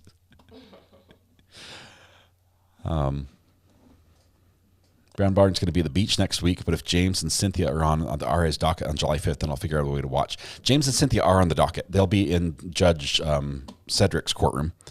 And for those that don't know, James and Cynthia, oh my goodness, this is a trial. It is a tiny, tiny trial, right? This is a husband and wife team that were arrested for shoplifting in a Walmart. We found them on an accident, and they're the cutest couple. They have never been involved in the law at all. And they show up with Judge Cedric, who is a very kind judge, first of all. They show up in his courtroom, and they're like, we'll just do our time, we'll take the licks, because we did it. The judge is like, shut up, don't say that. quit talking. And he's like, you need an attorney. They're like, no, it's fine. We'll just he's like, no, you need an attorney. And the issue was money. They thought that they could not afford an attorney, so they had to just do it on their own. They've never, this is their knowledge of the law is the legal system was so limited that they thought they didn't know that they could have a free attorney provided for them if they couldn't afford one. And once that was made known to them, then they're like, oh, okay, I guess we'll do that. So the judge sort of disregarded the fact that they admitted guilt in his presence, and we're saying, yes, we did it. We'll just give us the penalty. We'll take it, because the penalty is, it's not minor. It's some serious time in jail, and there could be some fines associated with it. And this cute little couple, I don't know what they stole, but we haven't heard that yet. But they've appeared several times. They're so patient. It's on Zoom, so they're connecting from home, and they're sitting next to each other, side by side, talking to the judge. They're not Bonnie and Clyde. They are not Bonnie and Clyde, but they're so much fun. We do know that that Cynthia is actually being treated for cancer. She did politely request that they could take it, have a different date for one of their court appearances because she has a doctor's appointment there for a cancer treatment, which is heartbreaking. Knowing that odds are these two aren't career criminals who just steal for the fun of it. It probably was the fact that they probably stole something they needed to survive when the money is just too tight. So we're trying to get some more information that way. We hope that the judge treats them with kid gloves and they don't get the book thrown at them. And I just can't see the judge doing that. I think we'll see. Yes, they are a precious little couple. But yes, they're going to be back in court on July 5th. So we're going to be following that. We'll probably also have some of the other characters from that same day. We're the people who show the ceiling fan. That we've got the girl who shows up in the big pink furry bathrobe. They're all sort of on the same trial schedule. So we get to follow all their court cases at the same time as we wait for these to work their way through the system. So that's going to be next week on July 5th. So that's good. It's even bigger law. It's an even bigger law that you have to buy ice cream for your kids when they're sick. Shh, they don't know that. Cedric Simpson is the king. James and Cynthia will be on the same day as my birthday. Honestly, if there's a fine associated with this, I'm not big on supporting criminals, right? I'm not trying to say crime pays, but I would be very open to helping champion a GoFundMe to help them if there's a fine that they have to pay. I think they've learned their lesson, honestly. They did a one-off and got caught stealing from Walmart, and they're willing to take their lumps and own up to it. We don't know what they stole yet, so we need to know a few more facts. But we know that we love them. That's about it. So we'll follow this a little bit, and maybe if we can get a little more information, which we can do, we'll be able to do maybe put together a little fundraiser for them to help them out. Let's see. All right, this verdict and James and Cynthia happen at the same time. Which do you choose to watch? James and Cynthia, in a heartbeat. I would rather watch James and Cynthia in a heartbeat than stare at this Florida seal on the wall. We can always rewind the verdict, but catching James and Cynthia live is priceless. Dismiss the case on July 5th. Good chance this will end with a dismissal. Do you have a playlist for them? Maddie, I don't. We'll have to... We did a lot of court hopping when we found them. We were jumping from Florida to Michigan, just several different courts that have either their docket streamed on Zoom or on YouTube or something like that. We were jumping from one to another, and we found them purely by accident. And they were the cutest couple, and we were speculating a lot on what happened, and it just got better and better as we got more and more information. So we're sort of tracking their case as it moves along. I think they stole a pack of gum. It's probably going to be something small like that. But it sounds like, from what they've already tried to admit in front of the judge over his objections, that they intentionally stole, that they meant to take it.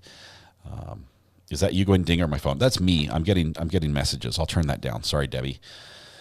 What state are they in? Judge Cedric Simpson. I don't remember what state he's in. I'd have to look. What's up? You want to see? Hang on. You want to switch this so you can see my desk? Like this? Is that what you... Oh. Okay. We're gonna look at this for a minute. Michigan. Let's see. Matthew Harris says, I have a shameless plug for tomorrow's noon video. What if you confess after being found not guilty? It's a YouTube short, so it's all of 30 seconds. Okay, so basically none of us have reason at all to not watch Matthew Harris's video that drops tomorrow at noon. He drops a video every Thursday at noon, and they get better and better. Let's see. Mrs. Aria is going to guess what happens. So here's Mrs. Aria's guess. Hot take right here.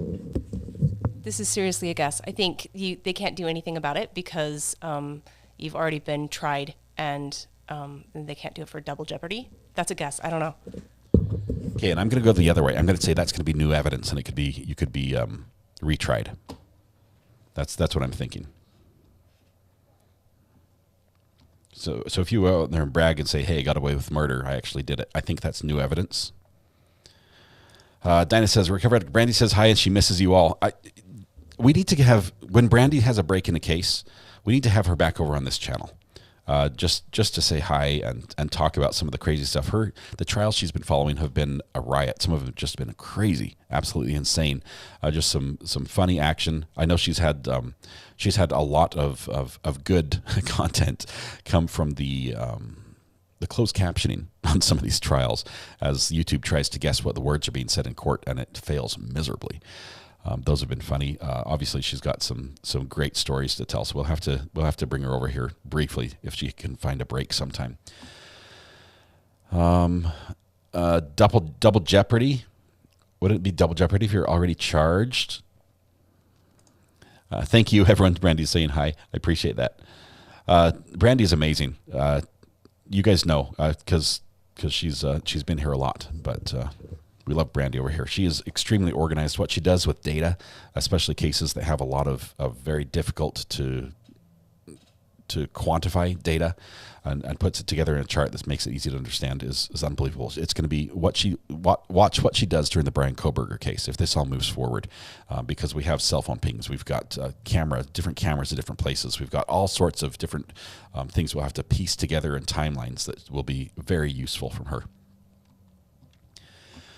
Let's see. In England, I know they can get you after acquittal with new evidence. I think in America they can't, though. I guess we have to wait. Matthew's not spilling the beans. That's a great guess. In a way, you're both right. There we go. We're both right. He's just being polite. One of us has to be wrong, Matthew. One of us has to win this conversation. I need bragging rights, at least, if it's me. Lacey, thank you for gifting another membership. Thank you so much. That one went to Thanks Shanks. Wonderful.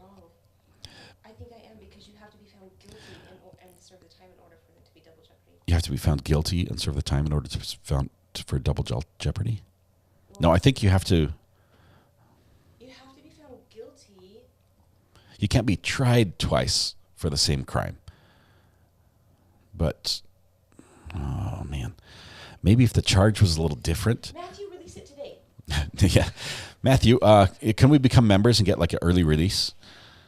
So we can watch it early. See, Tommy says I was home unpacking when I realized I didn't scan a big item until a day later. Tommy, did you go back to the store and say, hey, I need to pay for this?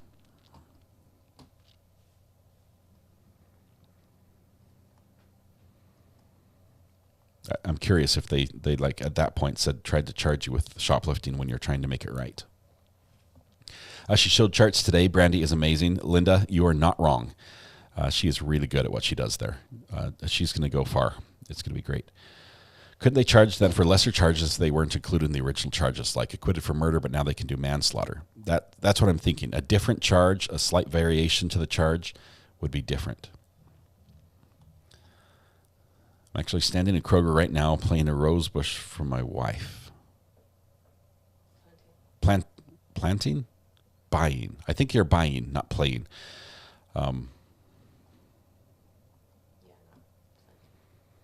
Because you're probably also not planting one there. Did you guys hear that Ryan Seacrest is replacing Pat Sajak on Wheel of Fortune when he retires? I'm not sure how I feel about this. Man, there's some people who are just an institution.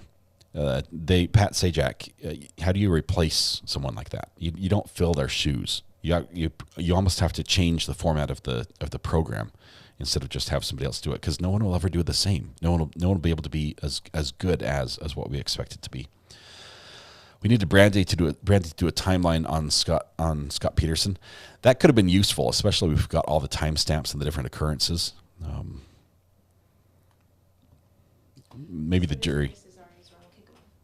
What's that? Somebody said Mrs. Ari's wrong. Yeah. Playing a rosebush would be painful. Strumming those thorns with your fingers. That's what would get you. Strumming my pain with his fingers. Yeah. Was that the Fijis that sing that one? Who sung that song the first time? Killing Me Softly. Now I need to know. I'm not sure if the Fugees were the initial or if they did a remake.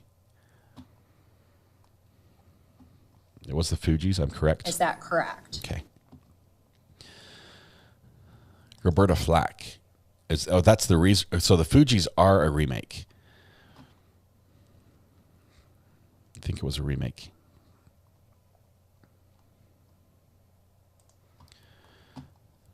Okay, we're getting a lot of Roberta Flack in here.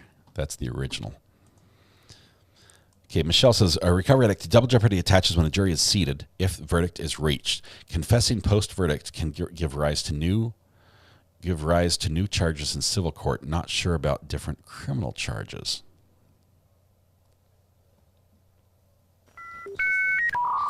See Miranda's message, so beautiful. Let me scroll up just briefly.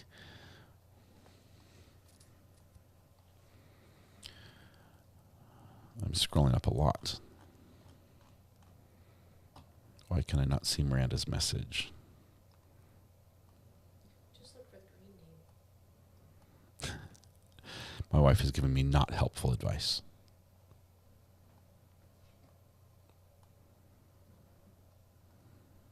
Everyone go hit the purple heart button on the chat. The purple heart button. Miranda, here we go. Let's see, it's going to be before this one.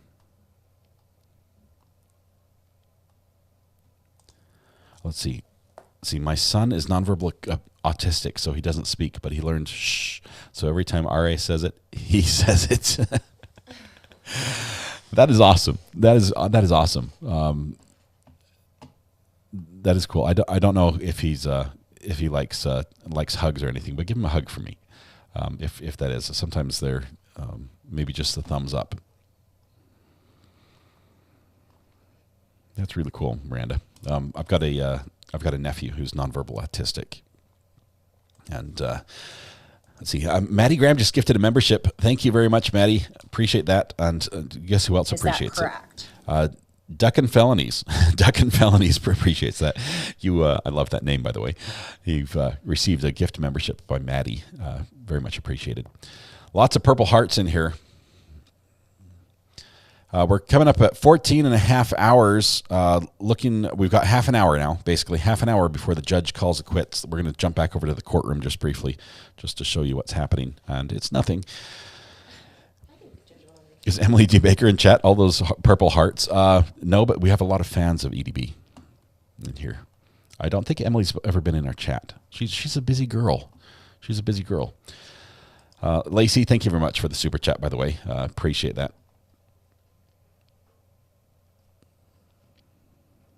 Let's see.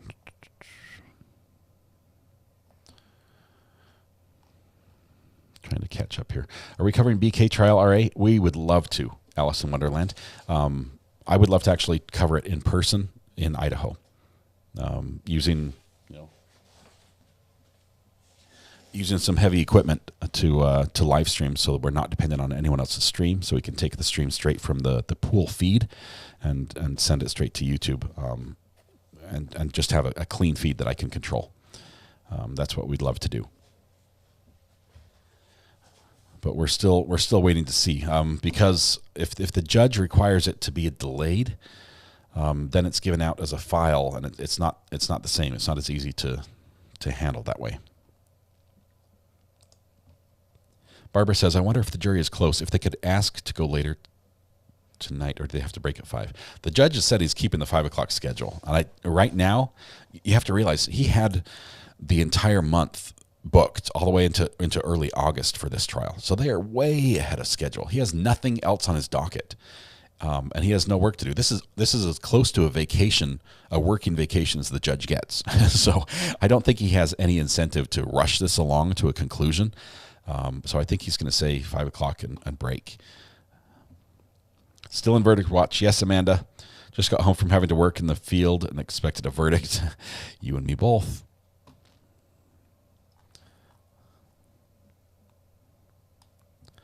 Let's see. I think we're going to go to day 3 of deliberations. Well, this would be, we've had 3 partial days, 1 full and 2 partials, right? Is that right? I think so. Leonard, Emily D. Baker is a Purple Heart. Who was it? Who was it that, I think it was on Brandy's channel. Oh man, the name's escaping me. Hang on. I'm here for it, fam. Hope Mrs. R.A. feels better soon. Everyone still needs to hit the like button. Share the channel with your friends and on your social medias too, please. Lacey, thank you so much. Generous super chat. You've been amazing today. Very much loved. We appreciate you. And Miss Dari says she feels better now. There was, I think it was Lawnard Amber on Brandy's channel was one of the first 3 in chat, and Brandy gives away like a throne, a chair, and a beanbag to the first 3 people in chat at the virtual seats, and so as I think it was JT is playing the who's first in chat. I think it was JT on one of his interviews. Lawnard Amber was second in chat, and he misspelled her name on the intro video and called her Law Nude Amber, which is completely different than Law Nerd Amber. But I don't know why I thought of that suddenly, but somebody was saying Law Nerd. I think that's what it was. Karen says, Recovery Addict Jenny, thank you for being calm in many of our storms. You have a true gift, and I'm unbelievably thankful. I truly look forward to your streams daily. Karen, thank you so much.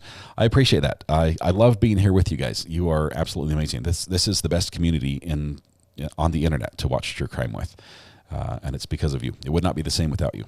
Thank you very much. What happened to the clock? I made it disappear. Sorry, I'll bring it back. Let's see. Let's go right here. How about that? This is boring. Miss Ari's like, that's boring. Would you rather see my desk? And I can put this. I can put like that up there. Is that better? So you can see the courtroom, and me. I just can't see what I look like. I have to look out this little window. Is this a better view? I'm not a camel. Desk view, please. I like looking at your desk. I need to clean my desk. It's funny because over here is not bad. We have Mupak, the cash cow replacement, who's right over here. But from here over, I've got quite a bit of stuff. We've got quite a bit of stuff over here.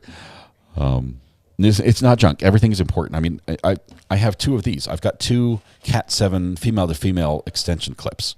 You never know when you need one of these. So I've got 2 of those. Miss R is holding up an empty water bottle with a glare on her face going, really? Not junk? Okay, this one piece of garbage. No. Okay, you're breaking up, Miss R. I can't hear you anymore. You're making me look bad. We'll be streaming Monday, July 3rd. I'm taking a vacation that day. I believe we will. If the court's having court, we'll be here. If they're not, we'll probably do a morning stream and then call it quits. But let's see. Toy White says, I'm glad I found this chat. This is the most diverse and respectful to other chats ever. Toy, glad you're here. We are a very fun place. We are respectful to people. We do encourage opinions of all varieties. We just ask that you do it in a respectful manner. Let's have the hard conversations, but let's do it nicely. And at the end of the day, even if we don't agree with each other, we can still be friends. That's basically the underlying rule here, and chat is just amazing at that. Jonathan says, could it be the case that they're going through every charge and everything that must have been proved in order for him to be guilty, like there was 4 points on each charge? Jonathan, I bet they did that first, but they probably did that the first day. I think they're going through every bit of evidence. They're flipping through the stack. Okay, evidence piece number 2, what is that? Okay, piece number 3, what is that? I think they're looking at everything. Is Mrs. R.A. buffering? Just a little bit. Has your neighbor been out with a blower? No, Mrs. R.A. was using a little weed eater earlier today. What more do you need to see? What more do you need to see? She is. She's in my old office chair right now, and she's got a blanket pulled up on her lap, and she's reclining against the door so the kids can't come in. She's like, I'm just enjoying the peace for a moment. I do need to expand the desk to make room for Mrs. R.A.'s throne chair and her large mic. That eventually will come. I think we'll do that. We would need a second camera. It needs to be a small mic so I can keep dropping it. It needs to be a small mic so she can keep dropping it. Because she's all about the mic drops.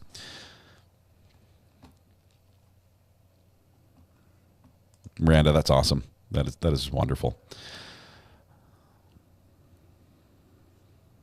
Let's see. Angie Brown says, Ari, the respect I find here is the very reason I adore your channel. Thank you, Angie. Thanks for being a big part of that. I am one player, and there's 1,000 of you out there right now, more than 1,000 of you that are the other players making that happen. So thank you all for making it do that. We can still be friends even if you are wrong. It's not my opinion. Yes, Maddie, even if I'm wrong, we can still be friends. And I have been wrong before, and I will probably be wrong again.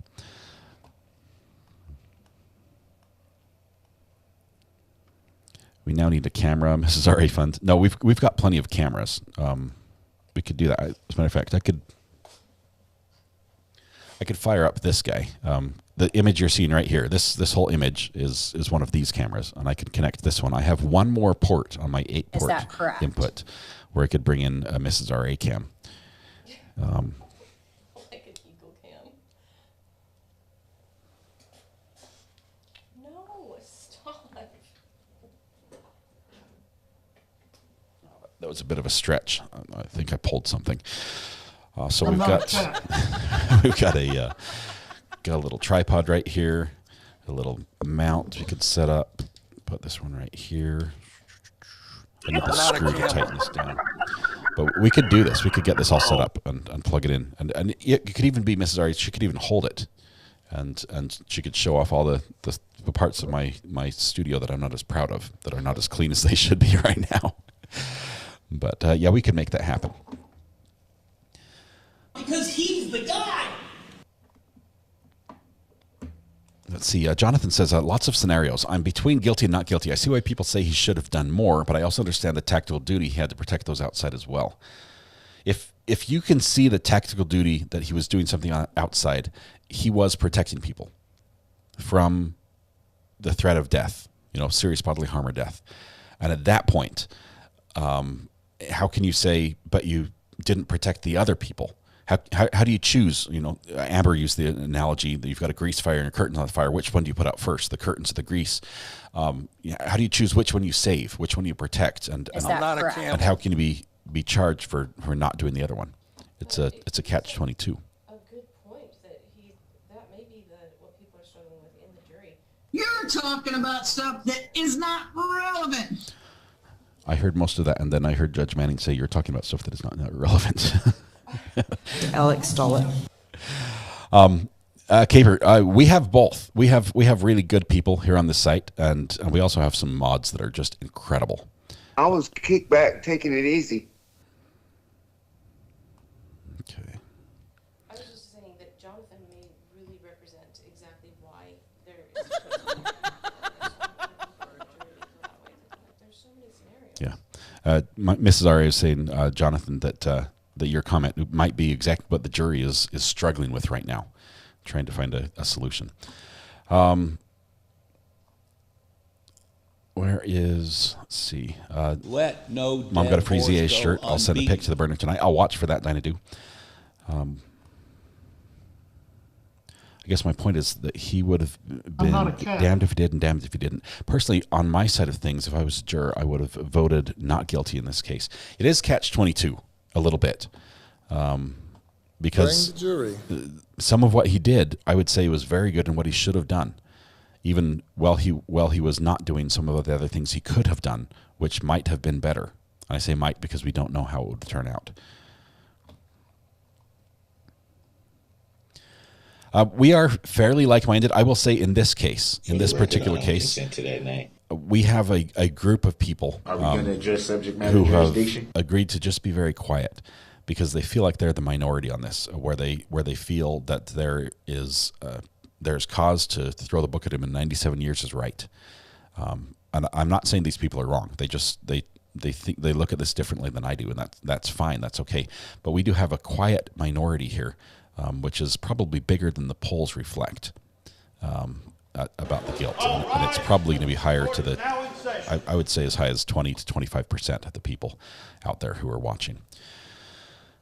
What do you think about Ryan Seacrest's new host gig? He's got big shoes to fill.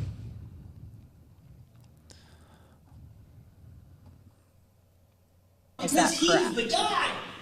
Oh, online crime Richard Allen admits to murder. They have unsealed records. He admitted? I mean, he's pleading guilty? I know he was charged with murder, with 2 counts. I didn't think he was. I didn't think it was a hearing for him to plead today.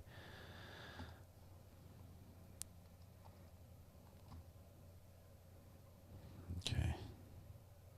Wonder if SP was ever trained to find a needle in a haystack. Basically, Caper. We know from the rebuttal closing, or I think it was a rebuttal closing, that he was specifically took a course in single officer response to active shooters. Alex Stollett.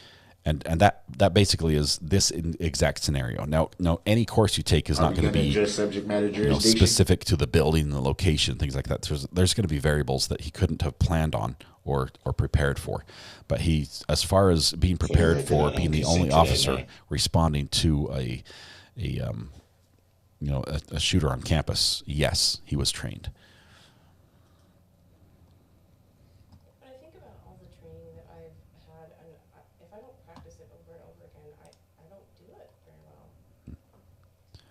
Is that correct? All rise. Court is now in session. Desiree says, I think the jury is stuck because they want to have justice for the victims, but they can't do it because they aren't convinced he's guilty or could have saved them.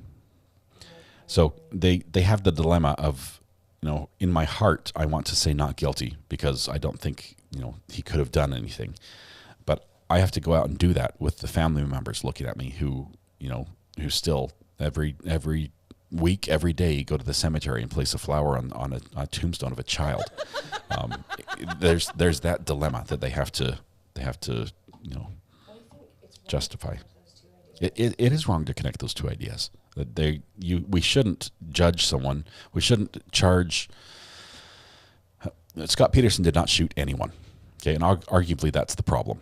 But he did not shoot anyone that day. There was no one who was dead because of him, because of his action. They're saying because of his inaction, people who were getting shot were able to be shot by someone else, and it's hard to draw that connection. It's hard to stretch that line and say, thus, because you didn't stop it, it's as if you did it. Wonder how much media impacted these charges being brought. What's your sign? Just to think about that. Go back to when you first heard about this shooting. And when you first heard about Scot Peterson and his actions that day, what do you remember from those stories? When you first heard that there was a school resource officer on scene and that he never went in, it raised the ire. It's like, well, there was a cop there and he did nothing. I think media did have a big part in that. Mrs. General says, just my opinion, this is a sad case all around. I say not guilty, but as a mom, I can see the family's side too. The families are hurting. The families have a huge hole in their heart. And when they look back and say, you could have done something, it could have made a difference for my kid, they want some action taken. Where did the cackle come from? We have 2 cackles. We have a laugh. We have Amber's laugh. It's not really a cackle, but we have Amber's laugh. We also have a cackle from the Mark Jensen trial, where I wish I could remember. Yeah, that one right. I think it's that one right there. We have that laugh. It was the defense attorney who was responding to something the judge had said that she thought was really funny and just burst out laughing. And it caught everyone's attention. Unholy Saint, he admitted on the phone to his wife. So we've got basically jail phone records of him admitting guilt. So I'm guessing they're going to try to suppress those. Alex Stollett as well. Maybe the end of the week verdict. Seriously. I did not think we would go all day without a verdict. That's Amber right there. And me at the very end because I forgot to trim that off. I was kicked back, taking it easy. Feeling utterly stressed out. I think we should ship some cash cows to the jury. Everybody needs a cash cow. This actually, we had cash cow, which looked exactly like this. But cash cow was given a good squeeze, and there was an utter catastrophe that happened all over Mrs. R.A. Actually, she was not even the one squeezing it. It was my daughter that was squeezing it, and it just squirted. Cash cow filling all over Mrs. R.A. So we got a new one. We got a replacement thanks to some generous subscribers who sent me this replacement. So we couldn't call this Cash Cow 2. We went instead with Moopack. So Moopack is the replacement Cash Cow. But I imagine if the jury had one of those each, we'd have a verdict by now. Bring the jury.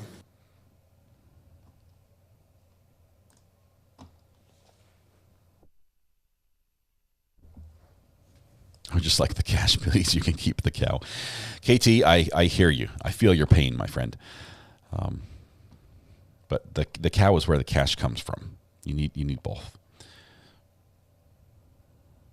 This is the kind of case that requires no emotional verdict. Rudy, there was a lot of emotional testimony in this trial. There was a lot of very heavy emotional moments in this trial. What is the cash cow feeling that squirts, please? I have to just stop right there because I'll just get in trouble if we try to explain anything a little more. It's not full of milk. That's all I know. A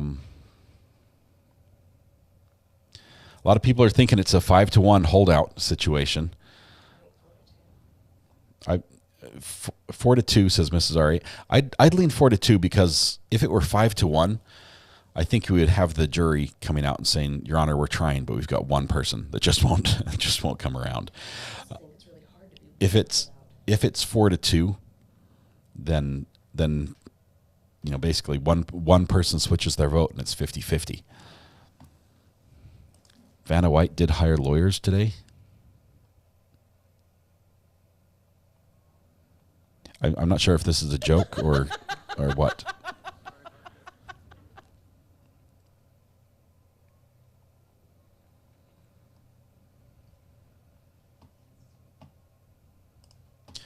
Nancy says there's no way to predict what would have happened if Scot Peterson did go in. I feel no matter what he did, he would be made a scapegoat. If he had gone in and lost his life tragically, I don't know if it would have made a difference, or if we would just have one more body count, add one more to the body count. But if he had lost his life, I think he would be hailed a hero. A lot like a lot of the teachers in their final efforts to try to rescue the children and get them to safety, just like it was presented during court. What if they get the holdouts?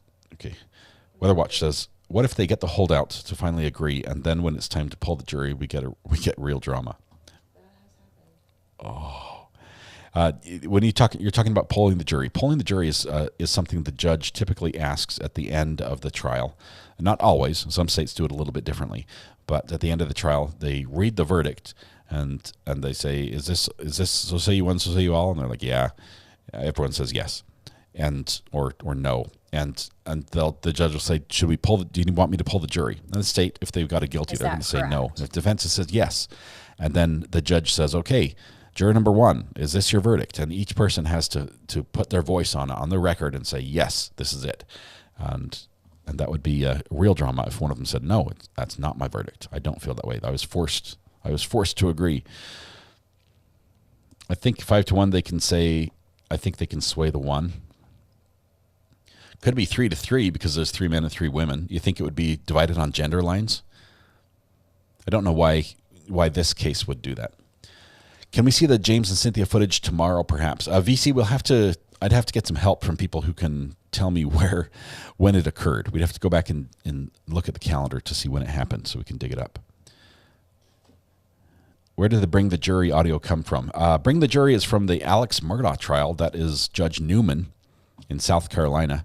The Bring the Jury. That was him. That was his line. It was pretty good. Let's see. Bring the Jury.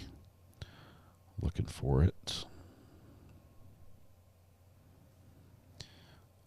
Which one was this? What more do you need to see? Who was what more do you need to see?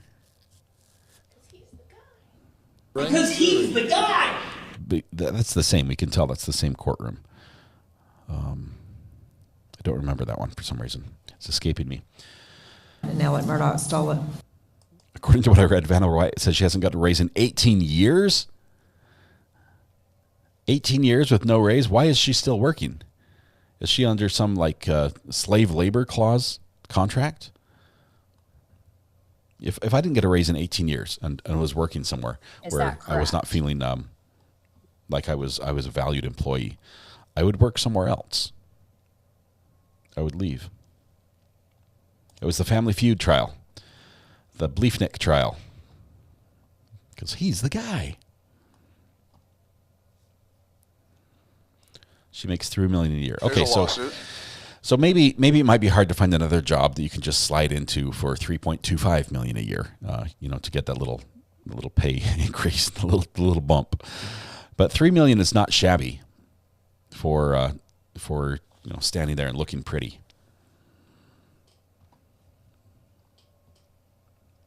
No one made her stay.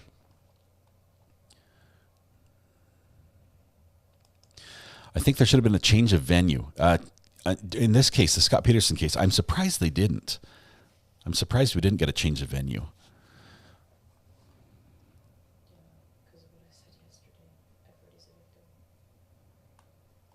My last raise was in 2019. Love working for the government.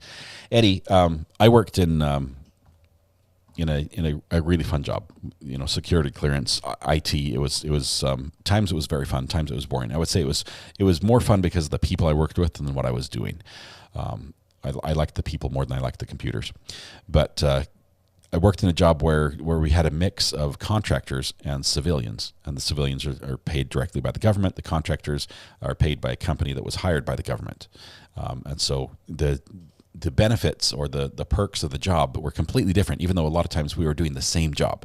Side by side, we'd have one civilian and one contractor doing virtually the identical work. The rules between the two of us were very different. And when it came time for the government to figure out funding and to figure out the budgets and allocate money for different programs, and if they couldn't get that figured together and they went to a shutdown, government shutdown, the rules were very, very different for civilians versus contractors.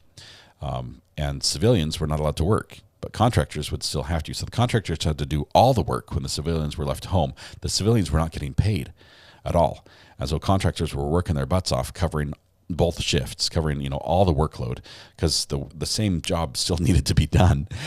And then once the government got it sorted out, the government would come back and say, now we're going to give you back pay to all the civilians who missed out on the work. Well, they didn't do the work. And I realize I've got some people here in chat that were there at the time that know exactly what I'm talking about on the other side of it.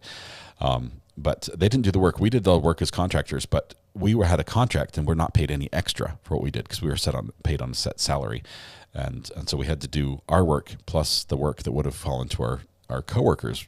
And then the coworker, once they got back from their unchosen vacation, got all the pay as if they had worked at that time. So it does have its perks, apparently. There's some perks.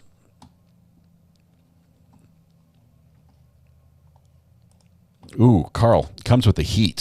Says, I'm sorry, but anyone who puts ketchup on their hot dog should be criminally charged. Carl, are you a Grey Poupon fan, or what type of mustard is your go-to? I'm not a Camel. I have to say, I may or may not have committed a felony in Carl's eyes. I do like mustard on my hot dogs. I also put ketchup and relish on them. I think the more toppings, the better. Now, I wouldn't go so far as to also include like chili and cheese and everything else at the same time. You're talking about I'm a fairly stuff simple that guy. is not relevant. Pay stinks, but I have really good benefits. Some people, sometimes the benefits are worth the crappy pay.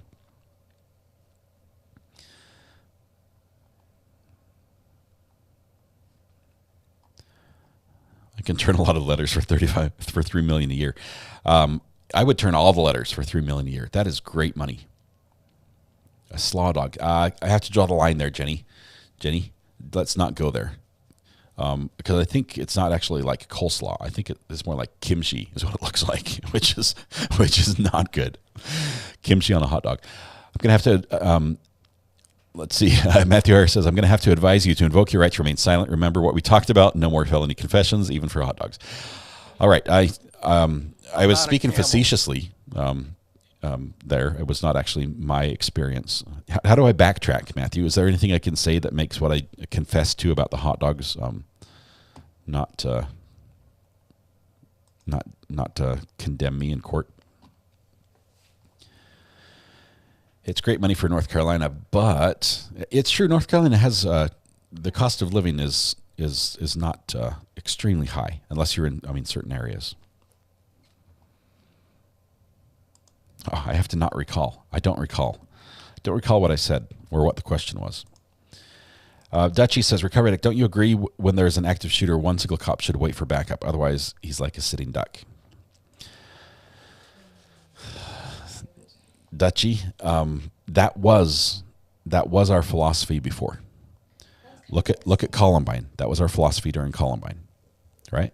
That's been our philosophy at different times, and the afterwards when this is all over, and every time there's a shooter and we piece all the pieces of information together, and law enforcement they hold huge conferences and they discuss these and they analyze and they rehash and run tabletops and scenarios and say what could have happened differently, what we could do better. The consensus from those is that waiting for backup didn't help. It's like trying to wait for someone who hijacks a plane and say, "Oh, I imagine it will be okay," and then 9/11 happened. You've got to adapt. It's required us to respond quicker.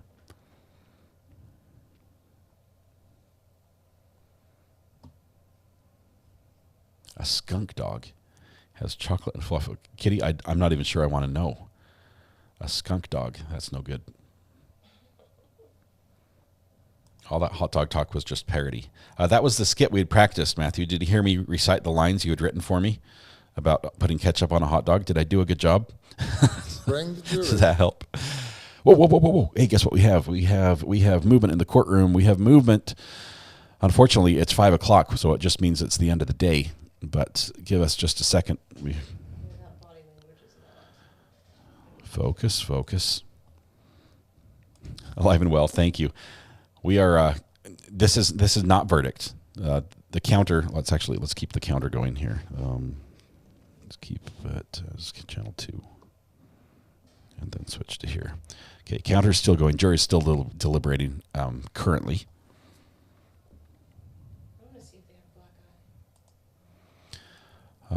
Mr. Eiglarsh, you can hardly tell that he was talking about sumo wrestlers playing hockey this morning, right?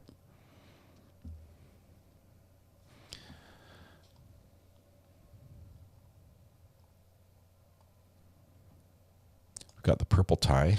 He wore the purple tie yesterday, I thought. Is he doing the same tie every day? Scott, how many shirts do you have? I have several. I don't wear the same shirt 2 days in a row. Bring the jury.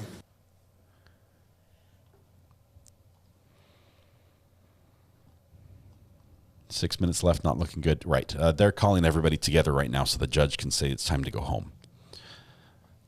I would be surprised even at this point if... For the record, I don't consent to that name. If there's anything that the state or the defense has to discuss with the judge. But it looks like the judge is just barely, coming out into the courtroom. See if we can get some audio here. The cameraman's super shy on the audio. He's not doing anything. 166 CF108. I have Ms. Gomes, Mr. Kilburn, and Mr. Klinger present for the state. I have Mr. Eiglarsh present with Mr. Peterson, who likewise is present. We're outside the presence of the jury. I'm going to switch to a different feed. It Sorry. being 5 o'clock, likewise is present. We're outside the presence of the jury. It being 5 o'clock, it would be my intention to bring the jurors in, give them the same admonition and instruction as I have done the last 2 nights. Send them home for the night, ask them to stop deliberating at this point, and have them come back tomorrow, which is Thursday, June 29th at 9 o'clock. And as soon as all 6 are back, we'll put them right back in the room and they may continue their deliberations. State anything. Just one matter, Your Honor.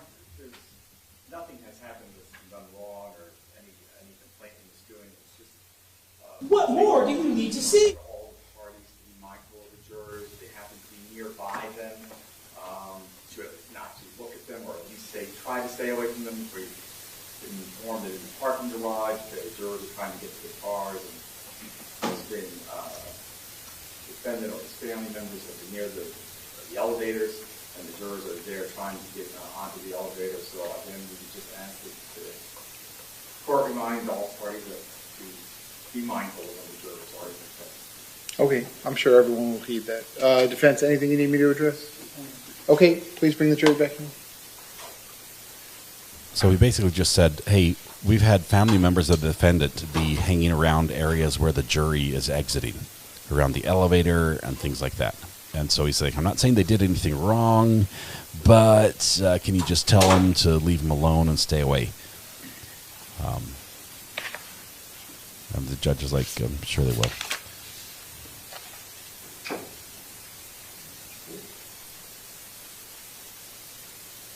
I had to crank the audio. For some reason, the audio level dropped to nothing.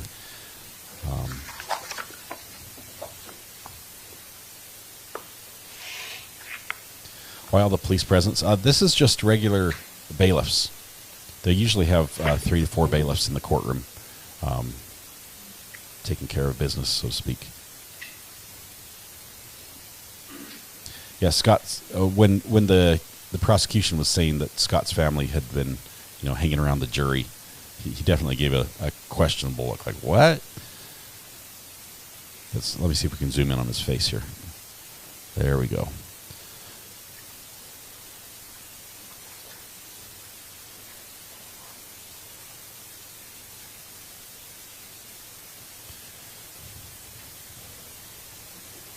Guinness World Record. Were they going for the Guinness World Record when they decided, hey, let's hold out for another half a month and then we'll have the record?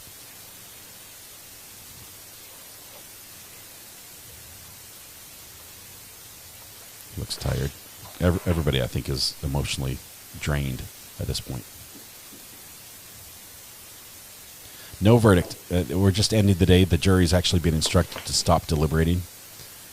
So we're going to stop it at 15 hours, straight up. Jury's actually going to be in the room before then, but I think 15 hours is a fair number to indicate how long they've been talking. It's taking a long time for the jury to come in.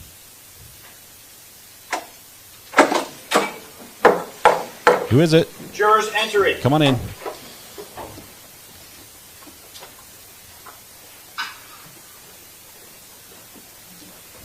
Should I put Ladies and gentlemen, welcome back. More Come on seconds in. on the clock. Once you're back at those seats, you may be seated. All the parties may be seated. Ladies and gentlemen, again, sticking to the same schedule that I gave you back when I first met you, we're going to press pause on the deliberations at this point. I'm going to send you home for the night. Same admonition as always. Now, again, the deliberations are going to stop at this point, even though you might walk out of the building together, you might be in the parking lot together. Tomorrow morning, you might walk in the building together. Again, the deliberations have to remain paused until all 6 of you are back in the deliberation room. Again, we'll seal that room up. All the evidence, all your notes, everything will remain in there. No one else is going to go in there. I'm going to remind you to please do not discuss the facts of the case, the evidence, the witnesses, or the testimony amongst yourselves or anyone else. Do not do any research involving this case in any way, shape, or form from any source whatsoever, directly or indirectly. Nothing on the computer, nothing on the internet, nothing on your phone, social media. I'm going to ask you to do not watch news. Do not read the newspaper to continue as you have been doing. With that being said, ladies and gentlemen, I'm going to ask you to be back here tomorrow, which is Thursday, June 29th at 9 o'clock at the jury room. As soon as you all are back, we'll go right back to the deliberation room, and once all of you are present, you may resume your deliberations at that point. They're going to be paused until then. I hope you have a good night. I'll see you tomorrow morning at 9 o'clock.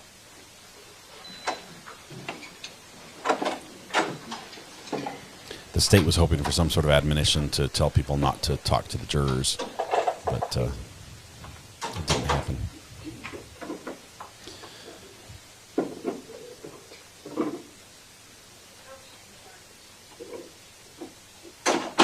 Okay, we're outside the presence of the jury. State, anything you need me to address before we recess the trial for the day? No, Your Honor. Defense, anything you need me to address?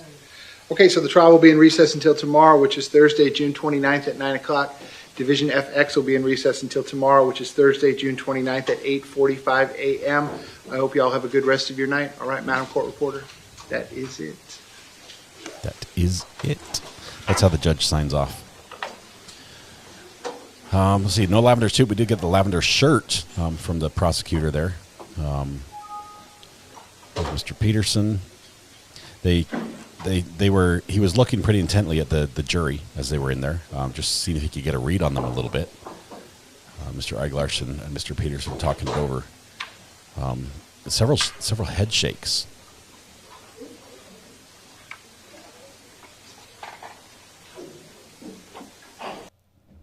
Okay, and that's the end of the feed. Let's see, that is it. That's a good soundbite. We might be able to go back and get that one. How tall is Scot Peterson? I think he's like 5 foot tall, and Mark is 3 feet tall. I don't know how tall Scot Peterson is. Mark is definitely the shorter of the two. Someone shook their head. As Scott was shaking his head and Mark was shaking his head as they were talking back and forth, probably about the jury and the fact that we don't have a verdict yet. I think the attorney's trying to comfort his client a bit. I'm sure he's stressing from the long wait. It has been a fun day. Ackelburn, it's been a very fun day. A Colburn. Is it a Cole or Ackle? It's actually pretty normal deliberation time, believe it or not. We've just been used to short deliberations. We've been used to a quick verdict. Today was fun. Thanks, y'all. It has been fun. Let's call it a day on that. We're ready to wrap things up and go home. Miss Zara is ready to go to bed, I think. She might be ready. 15 hours. 15 hours of deliberation is where we're at. If we can put we stopped after 15 hours. So Brandy raid, if she's still running, yes, I'll do a quick Brandy raid. Let me get this set up. It takes just a moment. She tried to raid us the other day, and we quit like a minute or two before. So let's see, redirect, add, search videos from other channels. Where's she at? I think it's this one. She's live. Okay, we could do a Brandy raid. Let's do that. Let's pop over and give Brandy just a little bit of love. It's awesome. We're gonna wrap this up. I will play the music very quickly so we can get over there fast. Here we go. All right, 12 Angry Men, excellent film. Let me just say, tonight, when you go home, hug the people you love, smile at someone, make their day just a little bit better, and please stay safe till we go live again. Same bat time tomorrow. We'll be here 8:30, getting started. We'll do a roll call tomorrow morning. We'll give away the internet tomorrow morning. It's going to be great. We're going to have the sound effects up just for like 2 seconds. So get your sound effects in now. There they are. All right. Have a good one. Let's go show some love to Brandy. Say hi over there. I appreciate all of you. Please stay safe. Have a great day. We'll see you.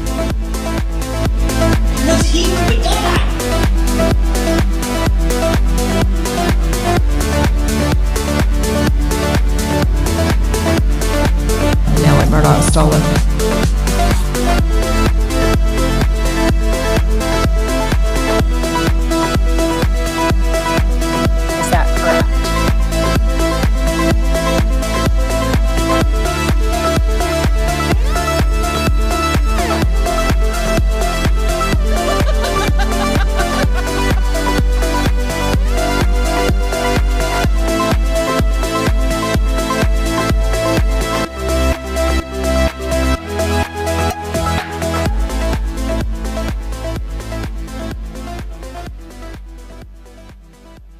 Are we going to address subject matter jurisdiction?